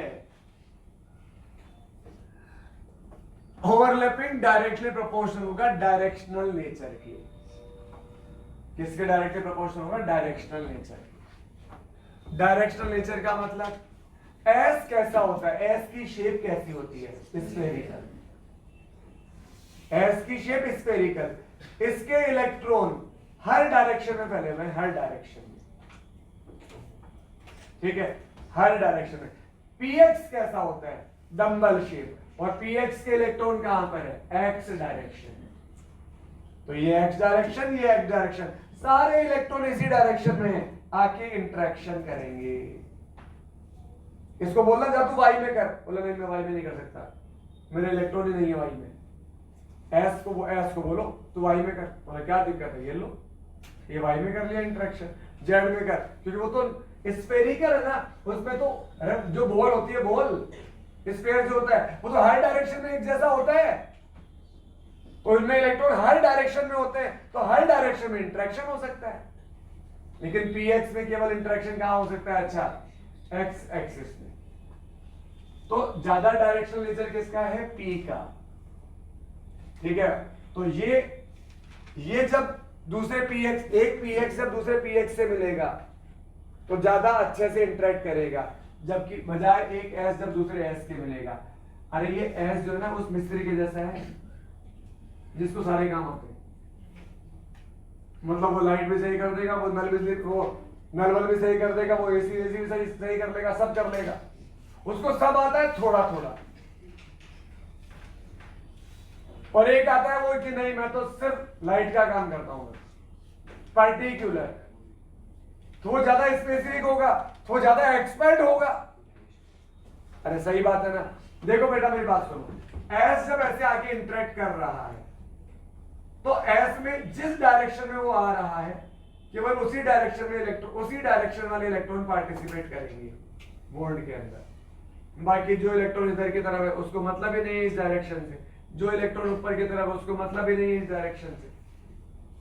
अब देखो पीएक्स को, पीएक्स इधर की तरफ है, पीएक्स इधर की तरफ है। जब ये एक्स एक्सिस के अलोंग मिलेगा तब तो अच्छे से मिलेगा, और जब ये वाई एक्सिस के अलोंग मिलेंगे तो हल्की सी ओवरलैपिंग होगी, हल्की सी। तो जो जिसमें डायरेक्शन नेचर ज्यादा होता है वो उस डायरेक्शन में अच्छे से इंटरेक्शन करता है, क्योंकि 100% इलेक्ट्रॉन पूरा जी जान लगा देते हैं उस डायरेक्शन में मिलने के लिए। लेकिन एस कैसा होता है, कुछ तो लगता है मैं ये भी कर लूं, मैं वो भी कर लूं, मैं खेल भी लूं, मैं पढ़ भी लूं, मैं बातें भी कर लूं। जब सारे ही काम करने होते हैं तो फिर कुछ भी अच्छे से नहीं होता। ठीक है, तो इस तरह से तो जहां डायरेक्शनल नेचर ज्यादा होता है ना, वहां इंटरेक्शन होने के चांसेस ज्यादा है, और जो नॉन डायरेक्शनल होता है उसके इंटरेक्शन कम होता है। लेकिन ध्यान रखना, अभी आप दो बातें आ गई, एक तो साइज के इनवर्सली प्रोपोर्शनल और एक डायरेक्शनल नेचर। पहले क्या देखोगे, पहले साइज देखोगे, पहले ऑर्बिट देखोगे। छोटे एटम अच्छे बॉन्ड बनाते हैं, इस बात को दिमाग में बिठा लो, छोटे एटम अच्छे बॉन्ड बनाते हैं, छोटे एटम अच्छे बॉन्ड बनाते हैं, छोटे छोटे छोटे छोटे छोटे अच्छे बॉन्ड बनाते हैं। ठीक है, पहले क्या देखोगे, साइज, पहले देखोगे ऑर्बिट, और अगर ऑर्बिट सेम है, ऑर्बिट सेम है, तो फिर क्या देखोगे, डायरेक्शनल नेचर।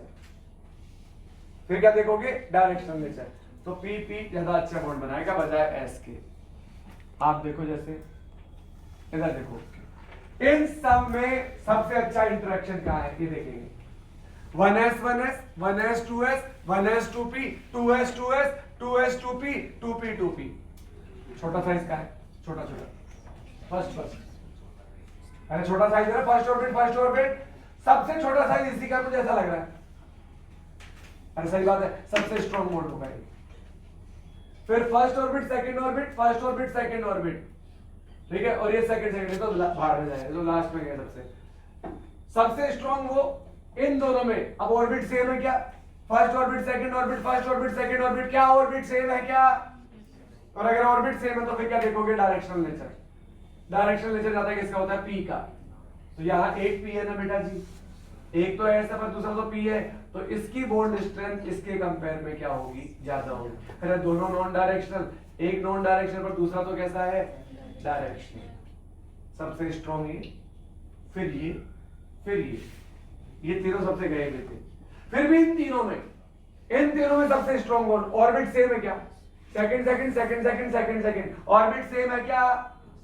अब क्या देखोगे, डायरेक्शनल नेचर। सबसे स्ट्रॉन्ग होगा ये, क्योंकि दोनों डायरेक्शनल। और पी कैसा होता है, डायरेक्शनल होता है। और फिर ये एक डायरेक्शनल एक नॉन डायरेक्शनल, और सबसे वीक होगा ये, दोनों नॉन डायरेक्शनल। अब देख लो, सबसे स्ट्रॉन्ग होगा वहां 1s 1s, फिर होगा 1s 2p, फिर होगा 1s 2s, फिर होगा 2p 2p, उधर देखो सामने उधर, फिर 2p 2p, फिर 2s 2p, और सबसे वीक कौन है, 2s 2s, क्योंकि नॉन डायरेक्शनल भी है और ऑर्बिट का साइज भी बड़ा है। ठीक है, ये इस तरह से। कितना समझ में आया आपके, ये नोट कर लेंगे।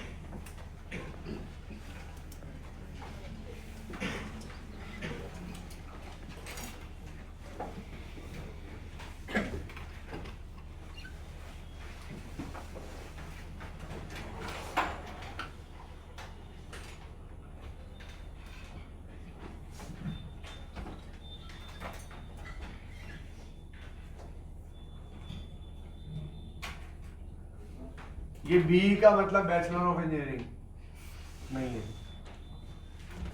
क्या मतलब, बॉन्ड एनर्जी।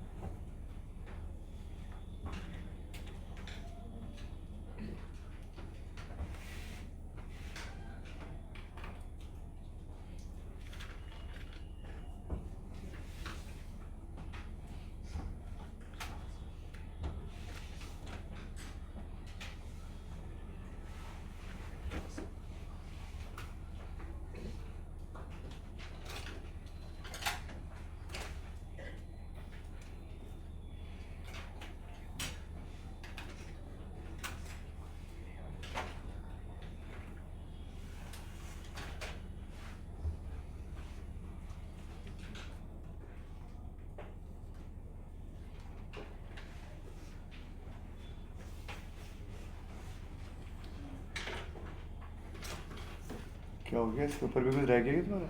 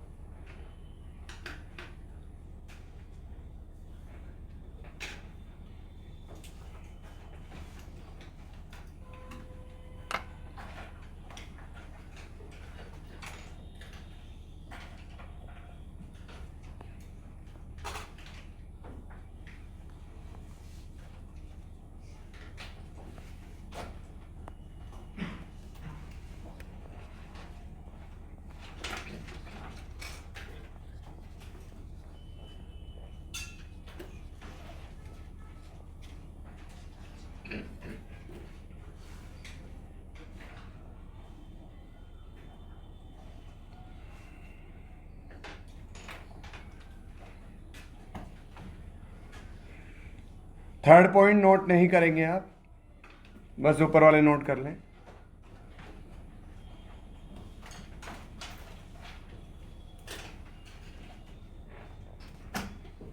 ठीक है, आगे देखो, overlapping proportional 1/LP LP repulsion. LP क्या होता है? Lone pair. LP पहली बार सुना है क्या लोन पेयर? अभी कभी कभी अपनी बात नहीं क्या लोन पेयर के बारे में हुई है? थोड़ी लोन पेयर रिपल्शन नहीं हुई तो अभी करते हैं अपन। और ये लोन पेयर रिपल्शन कहां देखना है? केवल सेकंड पीरियड वालों में। कहां देखना है भाई? केवल सेकंड पीरियड वालों में। आपको ये बात पता है कि लेफ्ट टू राइट जाने पर साइज डिक्रीज होती है क्योंकि जेड इफेक्टिव बढ़ता है, और टॉप टू बॉटम जाने पर साइज इंक्रीज होती है क्योंकि शेल बढ़ता है, ऑर्बिट बढ़ता है। ठीक, आप देखो इसको। हमें गुंजन, नाइट्रोजन का एटॉमिक नंबर कितना होता है? 7 होता है। 7 कितना होता है? 7। फर्स्ट ऑर्बिट में कितने इलेक्ट्रॉन आते हैं? 2, 1s2। तो 7 होता है पहले ऑर्बिट में 2 और सेकंड ऑर्बिट में 5। केवल लास्ट ऑर्बिट के जो इलेक्ट्रॉन है ना, वैलेंस शेल वाले, वही किस में पार्टिसिपेट करते हैं? Bond formation. सेकंड पीरियड के एलिमेंट मैक्सिमम कितने इलेक्ट्रॉन रख सकते हैं आउटर ऑर्बिट में? 8। इसे क्या बोलते हैं? Octet rule. इसे क्या बोलते हैं? Octet rule. नाइट्रोजन के पास आउटर ऑर्बिट में 5 इलेक्ट्रॉन होते हैं, ये कितने बॉन्ड बना सकता है? 3। 5 और 3 8 कंप्लीट। कार्बन के आउटर ऑर्बिट में होता है 4 इलेक्ट्रॉन, 6 एटॉमिक नंबर होता है 2,4। ये कितने बॉन्ड बनाएगा? 4। ऑक्सीजन के पास कितने होते हैं? 8 एटॉमिक नंबर 2,6। आउटर ऑर्बिट में 6 इलेक्ट्रॉन, कितने बॉन्ड बनाएगा? केवल 2 ही तो बनाएगा। 6 और 2 कितना हो जाएगा? 8। तो ऑक्सीजन के 6 में से 2 ने बॉन्ड बनाए, ये 4 तो बेचारे देखते रह गए। दो, ये क्या है, नॉन बॉन्डेड। 6 में से केवल 2 ने बॉन्ड बनाए, ये 4 क्या है, नॉन बॉन्डेड। तो नॉन बॉन्डेड, ये दोनों आपस में पेयर बना लेंगे और ये दोनों आपस में पेयर बना लेंगे। नॉन बॉन्डेड इलेक्ट्रॉन पेयर को क्या बोलते हैं, लोन पेयर। ठीक है, तो इधर देखो, नाइट्रोजन के पास 5 इलेक्ट्रॉन होता है, आउटर ऑर्बिट में केवल 3 बॉन्ड बनाता है। इसने कितने बॉन्ड बनाए, 1 2 3, 5 में से 3 ने बॉन्ड बनाए, 2 बच गए, तो क्या बच गया उसके पास, 1 लोन पेयर। अरे 2 इलेक्ट्रॉन बच गए तो क्या बच गया, 1 लोन पेयर। ऑक्सीजन के पास कितने बच गए, 2 लोन पेयर। फ्लोरीन, हेलोजन के आउटर ऑर्बिट में कितने इलेक्ट्रॉन होते हैं, 7। ऑक्टेट कंप्लीट करने के लिए कितना बॉन्ड बनाएगा, 1। बचे कितने, 6। मतलब कितने लोन पेयर, अरे 6 में से कितने, 2 के पेयर कितने बनेंगे, 3 बनेंगे ना भाई। तो 6 इलेक्ट्रॉन मतलब 3 lone pair. Lone pair, fluorine पे 3 लोन पेयर, फ्लोरीन पे 3 लोन पेयर, ऑक्सीजन पे 2 2, नाइट्रोजन पे 1 1 और कार्बन पे कोई लोन पेयर नहीं है। तो टॉप टू बॉटम जाने पर बॉन्ड स्ट्रेंथ डिक्रीज होगी, डिक्रीज। अरे टॉप टू बॉटम जाने पर बॉन्ड स्ट्रेंथ डिक्रीज होगी कार्बन वाले में। क्यों डिक्रीज होगी, क्योंकि साइज बढ़ेगी। अरे ओवरलैपिंग साइज के क्या होती है, इनवर्सली प्रोपोर्शनल। साइज बढ़ेगी तो ओवरलैपिंग भी पुअर होगी, पुअर ओवरलैपिंग तो बॉन्ड कैसा होगा, वीक। तो बॉन्ड स्ट्रेंथ क्या होगी, डाउन। यहां down down down down down down down down. लेकिन ये क्या है, ये नाइट्रोजन, नाइट्रोजन की बॉन्ड है। अरे नाइट्रोजन तो छोटा एटम है, अच्छा बॉन्ड बनाना चाहिए था, ये क्या हो गया, ये क्या से क्या हो गया, देखते देखते। अरे फॉस्फोरस तो बड़ा एटम है यार, बड़ा एटम तो थोड़ा घटिया बॉन्ड बनाना चाहिए था, यार तो थोड़ा उल्टा हो रहा मामला। बताओ क्या हो क्या रहा है यहाँ पर। लोन पेयर का मतलब होता है इलेक्ट्रॉन, इलेक्ट्रॉन। तो ये जो इलेक्ट्रॉन है, ये जो इलेक्ट्रॉन है, ये क्या करेंगे, एक दूसरे को रिपेल। इलेक्ट्रॉन इलेक्ट्रॉन में रिपल्शन होगा, रिपल्शन। ठीक है, ये बॉन्ड तो बन रहे थे लेकिन दोनों के हाथों में कांटे लगे। अब जब बॉन्ड, जब ये हाथ मिला रहे थे तो हाथ मिला तो रहे, लेकिन वो जो कांटा लगा हुआ है उससे ये बॉन्ड थोड़ा सा उतना अच्छा बनेगा या थोड़ा वीक बनेगा। अरे उतना टाइटली थोड़ी पकड़ पाएंगे, वरना तो कांटा चुभ जाएगा भाई। ठीक है, तो यहां पर क्या है, ये बॉन्ड, एटम तो छोटे छोटे हैं, बॉन्ड तो स्ट्रॉन्ग बनेगा, लेकिन ये एलपी क्या होगा, रिपेल करेंगे, रिपेल। एटम तो छोटा छोटा है, बॉन्ड तो स्ट्रॉन्ग बनना चाहिए, लेकिन ये लोन पेयर, ये लोन पेयर, ये लोन पेयर, लोन पेयर क्या करेंगे, रिपेल। और सबसे ज्यादा रिपल्शन कहां होगा, फ्लोरीन, फ्लोरीन में, क्योंकि फ्लोरीन में क्या है, 3 लोन पेयर है।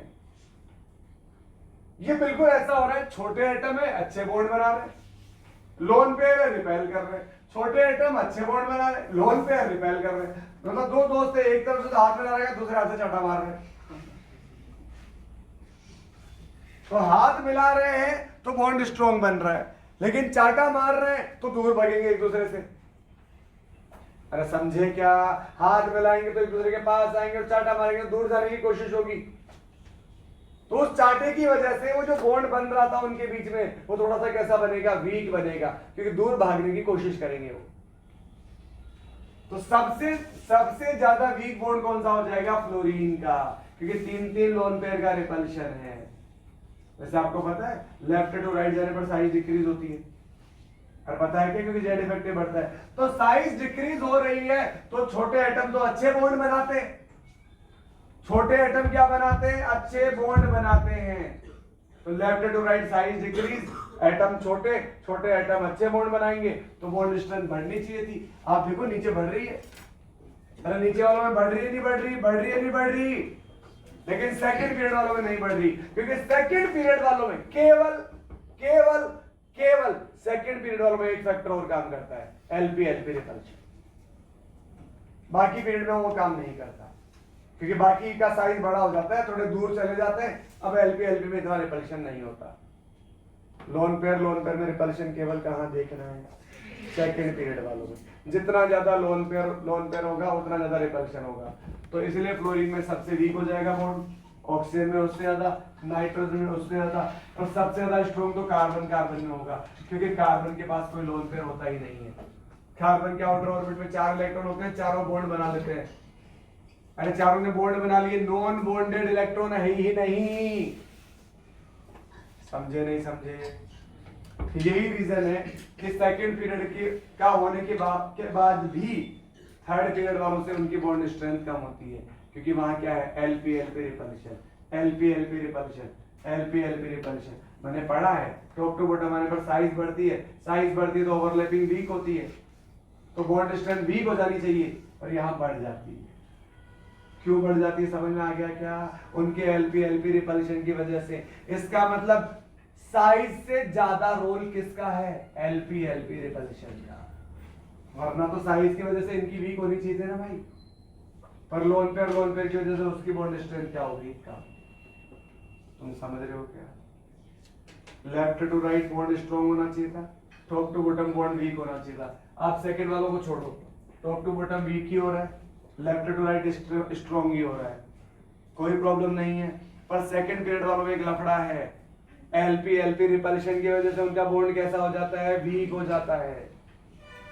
इसलिए सेकंड पीरियड वालों का देखो वीक हो गया बॉन्ड, थर्ड वाले से वीक है, थर्ड वाले से वीक है। यहां तो वीक नहीं हुआ, अरे यहां वीक क्यों नहीं हुआ?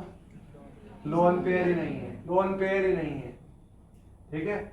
और इधर भी वीक हो रहा है, जबकि लेफ्ट टू राइट स्ट्रॉन्ग होना चाहिए था, क्योंकि साइज छोटी होती है, पर लोन पेयर बढ़ते जा रहे हैं, चांटे बढ़ते जा रहे हैं, तो बॉन्ड कैसा होएगा, वीक ही होएगा फिर तो, ठीक है।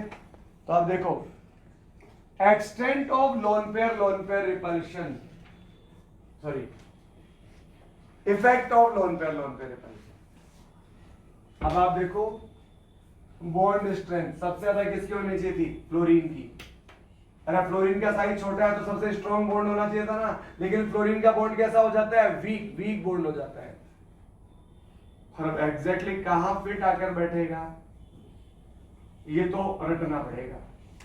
फ्लोरीन क्लोरीन और ब्रोमीन दोनों से वीक हो जाता है फ्लोरीन का बॉन्ड। एफ जो बॉन्ड होता है ना, उसकी बॉन्ड स्ट्रेंथ क्लोरीन से भी कम हो जाती है और ब्रोमीन से भी कम हो जाती है, ठीक है। ये क्वेश्चन आया था नीट 2016 में, इसकी बॉन्ड स्ट्रेंथ देखो वीक, एफ बॉन्ड वीक हो गया ये तो मैं समझा सकता हूं क्यों, लेकिन कहां आकर, मतलब कहां एग्जैक्ट ऑर्डर क्या होगा ये तो रटना पड़ता है यार। सबसे ज्यादा Cl2 होगा, फिर Br2 होगा, फिर F2 होगा, फिर I2 होगा। बॉन्ड लेंथ में कोई प्रॉब्लम नहीं है, बॉन्ड लेंथ तो साइज के अकॉर्डिंग होता है। फ्लोरीन का साइज छोटा होता है, अगर फ्लोरीन का साइज छोटा हो तो बॉन्ड लेंथ भी क्या होगी, कम।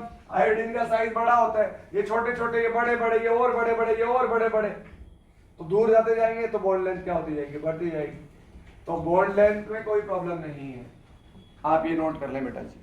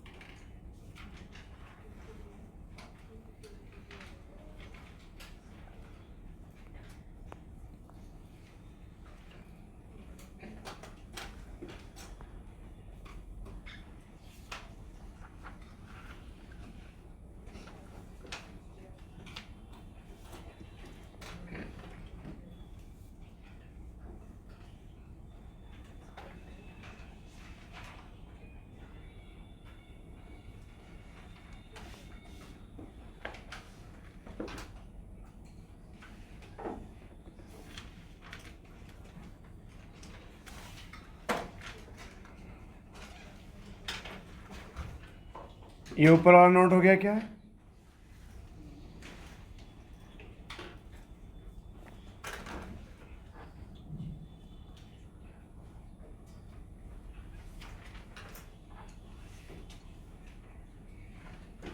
ऑर्डर दोबारा चेक कर लेना एक बार।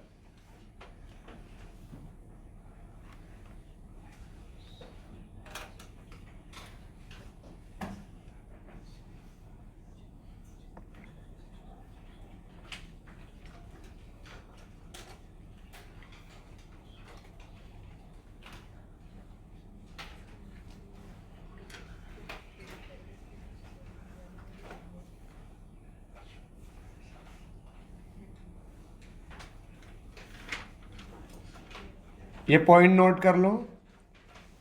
Effect of LP LP repulsion is on bond strength. Bond length पर फर्क नहीं पड़ता है उसका।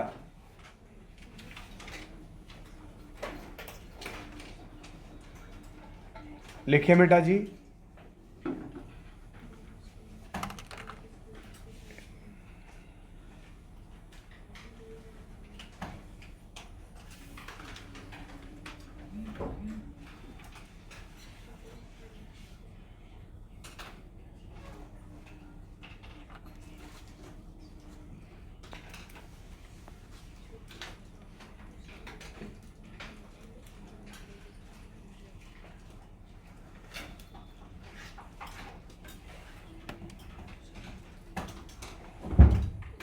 ये क्वेश्चन नोट करें। N2 मॉलिक्यूल फॉर्म, मतलब N2 molecule form while P2 does not form. N2 molecule forms while P2 molecule does not form. मतलब N2 एग्जिस्ट करता है पर P2 एग्जिस्ट नहीं करता, क्यों? बस यही तो जानना है।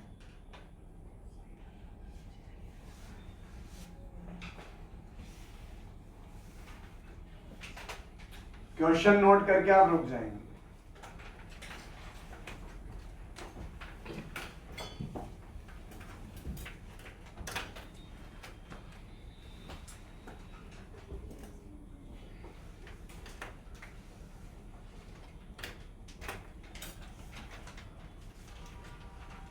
किया क्वेश्चन नोट?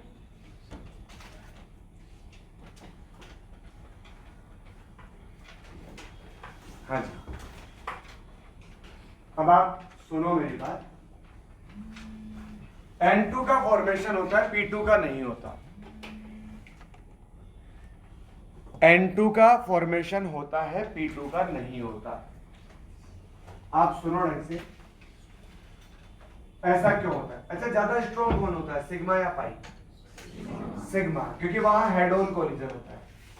पाई बॉन्ड कैसा होता है, वीक होता है। दोनों बनते ओवरलैपिंग से ही है, एक हेड ऑन ओवरलैपिंग और एक साइडवेज ओवरलैपिंग। एक हेड ऑन, एक साइडवेज। अब एक बात बताओ हमें, रितिका एक बात बता मुझे, अगर साइज इंक्रीज होगी तो बॉन्ड स्ट्रेंथ क्या होगी? साइज बढ़ेगा तो ओवरलैपिंग क्या होगी? अगर साइज बढ़ेगा तो ओवरलैपिंग बढ़ेगी या कम होगी? कम होगी। अरे आपने लिखा है ना ओवरलैपिंग प्रोपोर्शनल 1/साइज। साइज बढ़ेगा तो ओवरलैपिंग कम होगी। अच्छा, नाइट्रोजन का साइज बड़ा होता है कि फास्फोरस का? फास्फोरस का, ऑब्वियसली। ठीक है यार, पाई बॉन्ड, ढंग से सुनना इस बात को, पाई बॉन्ड एक वीक बॉन्ड है। साइज बढ़ने से बॉन्ड स्ट्रेंथ और कम हो जाती है। पाई बॉन्ड पहले से वीक है। बड़े एटम के बीच में पाई बॉन्ड बनेगा तो बड़े एटम तो घटिया बॉन्ड बनाते हैं। साइज बढ़ती है तो ओवरलैपिंग क्या हो जाती है, कम हो जाती है, तो बॉन्ड की स्ट्रेंथ क्या हो जाती है, कम हो जाती है। पाई बॉन्ड पहले वीक, फिर वो बड़े एटम में बने तो और वीक। पाई बॉन्ड पहले वीक है, फिर बड़े एटम में बनेगा तो ओवरलैपिंग घटिया होगी तो बॉन्ड वैसे वीक बनेगा। तो जाओ, नहीं बन रहा पाई बॉन्ड बड़े एटम्स के बीच। पाई एटम बड़े एटम्स के बीच बनता ही नहीं है। क्या मतलब है बड़े एटम का? पाई बॉन्ड बनने के लिए या तो जिन एटम के बीच में पाई बॉन्ड बन रहा है या तो दोनों सेकंड पीरियड के होने चाहिए, या एक सेकंड का और दूसरा थर्ड का हो सकता है। पाई बॉन्ड वीक बॉन्ड है तो एटम कैसे होने चाहिए? छोटे होने चाहिए कि घटिया बॉन्ड है, कम से कम ओवरलैपिंग तो घटिया ना हो। ठीक है, तो pi bond is a weak bond, hence to form pi bond between atoms atom should have small size. Size कैसा होना चाहिए उनका? छोटा, ताकि साइज छोटा हो तो ओवरलैपिंग तो अच्छी हो जाए कम से कम। ठीक है, hence to form pi bond one atom belongs to second period and second atom should belongs to second and third period। पर आपको बताऊं सेकंड दूसरा वाला भी सेकंड पीरियड का हो तो ये अच्छा बनेगा, फिर वो थर्ड वाले में तो फिर साइज बढ़ जाएगी, फिर ओवरलैपिंग कैसी हो जाएगी? घटिया हो जाएगी। अब नाइट्रोजन N2 कैसे बनता है? नाइट्रोजन, हाँ भाई, नाइट्रोजन के आउटर ऑर्बिट में कितने इलेक्ट्रॉन होते हैं? नाइट्रोजन के आउटर ऑर्बिट में कितने इलेक्ट्रॉन होते हैं? 5। 7 एटॉमिक नंबर 2,5। अब नाइट्रोजन के 5 है तो कितने बॉन्ड बनाएगा वो? 3। बाकी 5 और 3 कितना हो जाए? 8। Octet complete. तो नाइट्रोजन क्या बनाता है? N2 बनाता है, N2। तो जब N2 बनता है तो N ट्रिपल बॉन्ड N होता है। वो क्या होता है? N triple bond N। अगर दो एटम के बीच में एक से ज्यादा बॉन्ड है तो पहला बॉन्ड क्या बनेगा? सिग्मा, बाकी क्या बनेंगे? पाई। यहां जो सिग्मा बॉन्ड बनेगा वो किसके बीच बनेगा? 2p के बीच। अरे बॉन्ड कैसे बनता है? कोवलेंट ओवरलैपिंग से बनता है ना। नाइट्रोजन क्या होता है? नाइट्रोजन का एटॉमिक नंबर होता है 7, 1s2, 2s2, 2p3। अरे इसके जो तीनों अनपेयर्ड इलेक्ट्रॉन है वो कहां पड़े? पी में ही तो पड़े। यस और नो? ये पहला नाइट्रोजन, ये दूसरा नाइट्रोजन में भी ऐसा ही होगा। अरे जो दूसरा नाइट्रोजन होगा उसमें भी तो 2p3 ही होगा। ठीक है, अब इनके बीच में क्या होगी? ओवरलैपिंग। बॉन्ड कैसे बनता है? ओवरलैपिंग से। ओवरलैपिंग कौन करते हैं? Half field opposite spin, half field opposite spin. ये आपस में ओवरलैप कर लेगा, ये इसके साथ ओवरलैप कर लेगा, ये इसके साथ ओवरलैप करेगा। क्या बन जाएंगे? 3 बॉन्ड बन जाएंगे। जो पहला ओवरलैप होता है इससे क्या बनता है? सिग्मा। बाकी दोनों से क्या बनेंगे? पाई। और इससे भी क्या बनेगा? पाई। तो यहां पर जो सिग्मा बॉन्ड बना वो भी 2p के बीच बना, 2p। जो पाई बॉन्ड बना वो भी 2p के बीच बना। और सेकंड पीरियड वाले तो आपस में पाई बॉन्ड बना ही सकते हैं। अगर P2 बनता, जैसे N2 बनता है, अगर वैसे ही P2 बनता तो क्या होता? P ट्रिपल बॉन्ड P होता। अच्छा, नाइट्रोजन सेकंड पीरियड का होता है, फास्फोरस में यहां क्या आ जाता? 3p3। अरे फास्फोरस में क्या आ जाता? 3p3। तो 3p के बीच क्या बनता? सिग्मा। 3p के बीच क्या बनता? पाई। 3p के बीच क्या बनता? पाई। लेकिन पाई बॉन्ड बनने की तो शर्त है, एक एटम कम से कम क्या होना चाहिए? सेकंड पीरियड का। बेटा थर्ड पीरियड वालों में पाई बॉन्ड पॉसिबल है? नहीं है, इसलिए P2 नहीं बनता। क्योंकि वहां जो पाई बॉन्ड बनता है वो किस में बनता है? थर्ड पीरियड वालों में। और वो घटिया बॉन्ड बनता है, इसलिए ऐसा घटिया बॉन्ड बनता ही नहीं। समझे कि नहीं समझे? N2 बन गया क्योंकि वहां पाई बॉन्ड सेकंड पीरियड वालों में है, P2 नहीं बना, इसलिए क्या बनता है? P4 बनता है। P2 के बजाय क्या बनता है? P4। सर क्या मजाक चल रहा है सर? P2 तो बन नहीं रहा, P4 बना रहे हो आप। हाँ, P4 बनता है क्योंकि P4 में सारे बॉन्ड क्या होते हैं? सिग्मा होते हैं। P4 में सारे क्या होते हैं? सिग्मा होते हैं। Hence P2 not exist, but P4 exist। ये रहा P4। हाँ देखो, किन्हीं भी दो p ऑर्बिटल के बीच में एक ही बॉन्ड है, single bond, single bond, single single single single. और पहला बॉन्ड क्या होता है? सिग्मा। अरे सिग्मा बॉन्ड तो बन सकता है बड़ों के बीच में। सिग्मा बॉन्ड, क्योंकि सिग्मा बॉन्ड क्या होता है? स्ट्रॉन्ग होता है। स्ट्रॉन्ग बॉन्ड तो बड़े ऑर्बिटल के बीच में बन सकता है। हालांकि बॉन्ड स्ट्रेंथ क्या होती जाएगी? साइज बढ़ने से बॉन्ड स्ट्रेंथ क्या होती जाएगी, कम होती जाएगी, पर बन तो सकता है। तो इसलिए सारे बॉन्ड क्या बन रहे हैं, सिग्मा। तो third period, fourth period, fifth period sigma तो बना सकते हैं, पाई नहीं बना सकते। सर फिफ्थ वाले भी सिग्मा बना सकते हैं, हाँ बना सकते हैं, लेकिन पाई थर्ड वाले भी नहीं बना सकते, थर्ड वाले भी। ऐसा का ऐसा क्वेश्चन ये है, O2 form while H2 does not form. O2 बनता है लेकिन H2 नहीं बनता, क्यों, क्या हो गया H2 में? चलो आ जाओ फिर। ऑक्सीजन के आउटर मोस्ट ऑर्बिट में 6 इलेक्ट्रॉन, ऑक्टेट कंप्लीट करने के लिए कितने इलेक्ट्रॉन चाहिए, 2। ये पहला ऑक्सीजन, ये दूसरा ऑक्सीजन, दोनों ने डबल बॉन्ड बना लिया। अगर दो एटम के बीच में एक से ज्यादा बॉन्ड है तो एक सिग्मा है, दूसरा क्या है, पाई। पाई किसके बीच बन रहा है, सेकंड पीरियड के बीच। सेकंड पीरियड के बीच पाई बन सकता है, नहीं बन सकता, छुआ है क्या?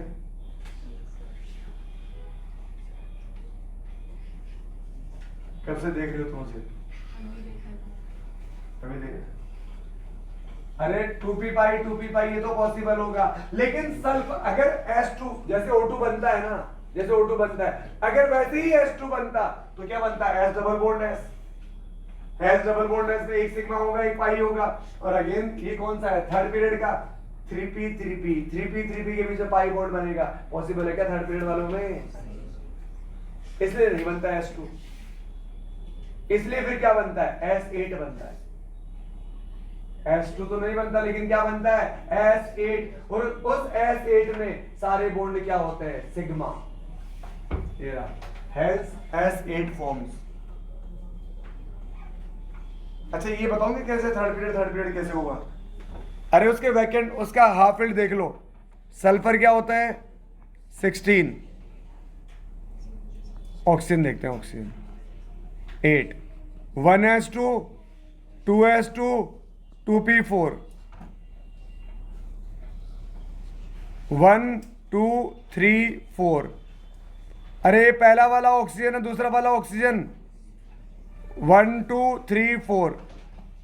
आप देखो, अरे पहला ऑक्सीजन का 2p और दूसरे ऑक्सीजन का 2p, बॉन्ड कैसे बनते हैं, ओवरलैपिंग से। बॉन्ड कैसे बनते हैं, ओवरलैपिंग से। ये वाले दोनों ओवरलैप कर जाएंगे, हाफ फील्ड अपोजिट स्पिन। ये वाले दोनों ओवरलैप कर जाएंगे, हाफ फील्ड अपोजिट स्पिन। पहला बॉन्ड क्या बन जाएगा, सिग्मा, और दूसरा क्या बन जाएगा, पाई। पहला सिग्मा और दूसरा पाई। अगर ये सल्फर होता तो यहाँ क्या होता, 3p4। अरे क्या होता, 3p4। तो थर्ड पीरियड सिग्मा तो बना लेते, लेकिन पाई नहीं बना पाते। अब आप देखो एसिड, सारे सल्फर के बीच में क्या है, सारे सल्फर के बीच में क्या है, केवल सिंगल।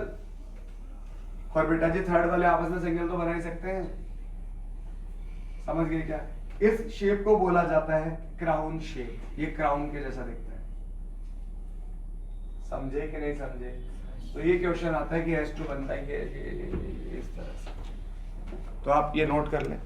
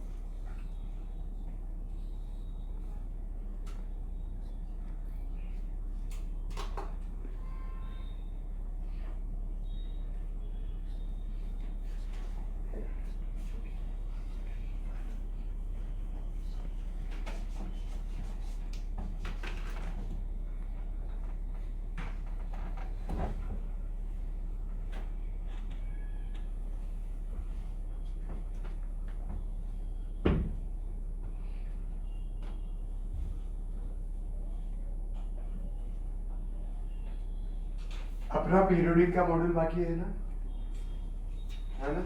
कौन से सेकंड और थर्ड एक्सरसाइज अगली क्लास में सर आप हमेशा बोलते रहेंगे आज मैं लिख कर लेके जाऊंगा लिखा हुआ याद रहता है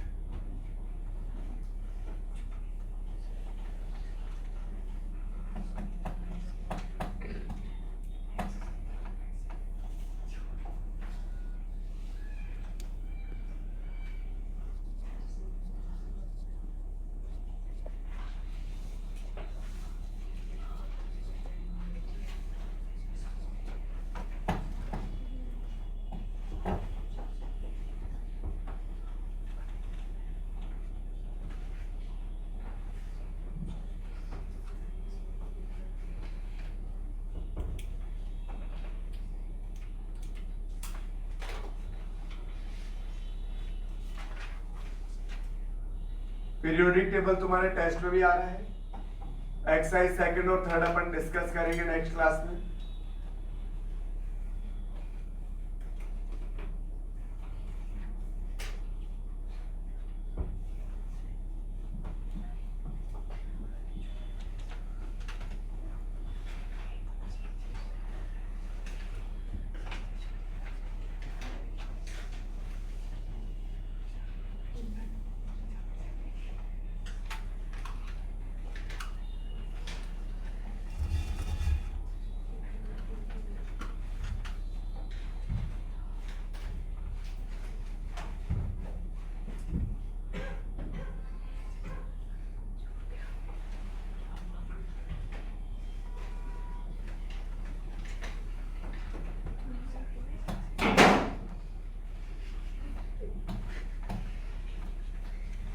जो आ गया क्या उधर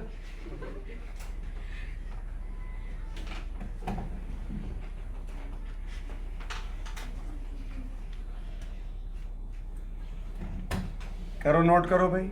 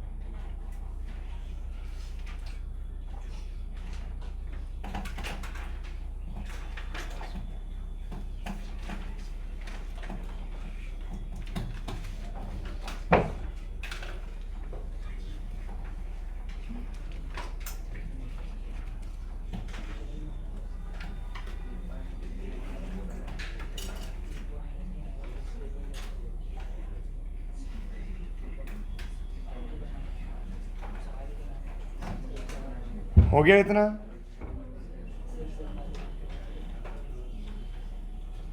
बड़े एटम सिग्मा तो बना सकते हैं पाई नहीं बना सकते हाँ पाई के लिए पाई के नीचे तो लिखा है ये नॉट पॉसिबल आपको किसके नीचे दिख रहा है पाई के नीचे तो पाई नहीं बन सकता सिग्मा तो बन सकता है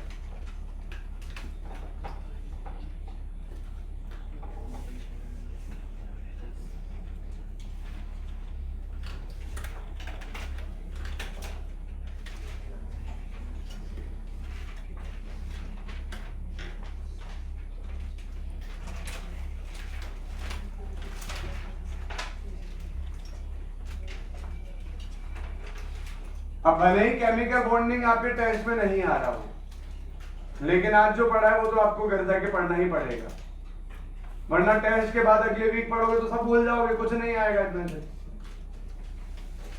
ये लास्ट टेस्ट थोड़ी है अपना है ना आज जो पढ़ोगे पहले इसे घर जाके पढ़ोगे फिर इस पर बिगिनर बॉक्स 1 और एक्सरसाइज 1 के 1 से 22 केमिकल बॉन्डिंग के टिक कर लो क्वेश्चन बिगिनर बॉक्स 1 और एक्सरसाइज 1 के 1 से 22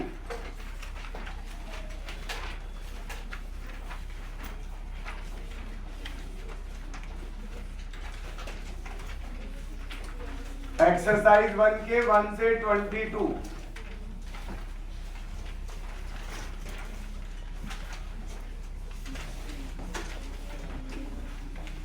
लिखा क्या बेटे?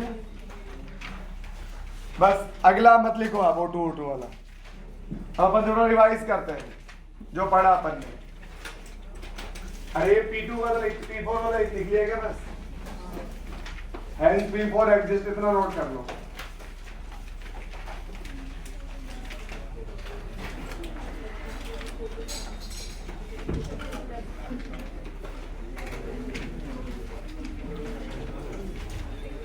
चले अब देखते हैं, 1 मिनट। आज अपन ने क्या पढ़ा? सामने देखो, ये लैटरल ओवरलैपिंग पढ़ी होगी। इससे क्या बनता है? पाई बॉन्ड बनता है। फिर पीडी ओवरलैपिंग पढ़ी, पीपी ओवरलैपिंग पढ़ी, डीडी ओवरलैपिंग। डीडी में वो इंक्लाइंड होते हैं एक दूसरे की तरफ, इसलिए बॉन्ड थोड़ा सा स्ट्रॉन्ग बनता है पीपी के कंपेयर में। अगला, अब इनकी कंडीशन पढ़ लेना। डेल्टा बॉन्ड कब बनता है? समझ में आता है आपको? कब बनता है? कब बनता है डेल्टा बॉन्ड? 4-4 लोब के इंटरेक्शन से, 4-4 लोब के इंटरेक्शन से। ठीक है, फिर ये फैक्टर पढ़े। एक्सटेंट ऑफ ओवरलैपिंग ज्यादा होगी तो बॉन्ड स्ट्रॉन्ग बनेगा। साइज क्या होनी चाहिए? कम होनी चाहिए तो बॉन्ड स्ट्रॉन्ग बनेगा। साइज का मतलब क्या देखोगे? ऑर्बिट देखोगे, केवल ऑर्बिट नंबर। और ऑर्बिट सेम है तो फिर क्या देखोगे? Directional nature. और सेकंड पीरियड वालों में एक लफड़ा हो रहा है, एलपी रिपल्शन भी होता है वहां पर। ठीक है, फिर ये अपन ने क्वेश्चन सॉल्व किया। काफी आज के लिए, ओके।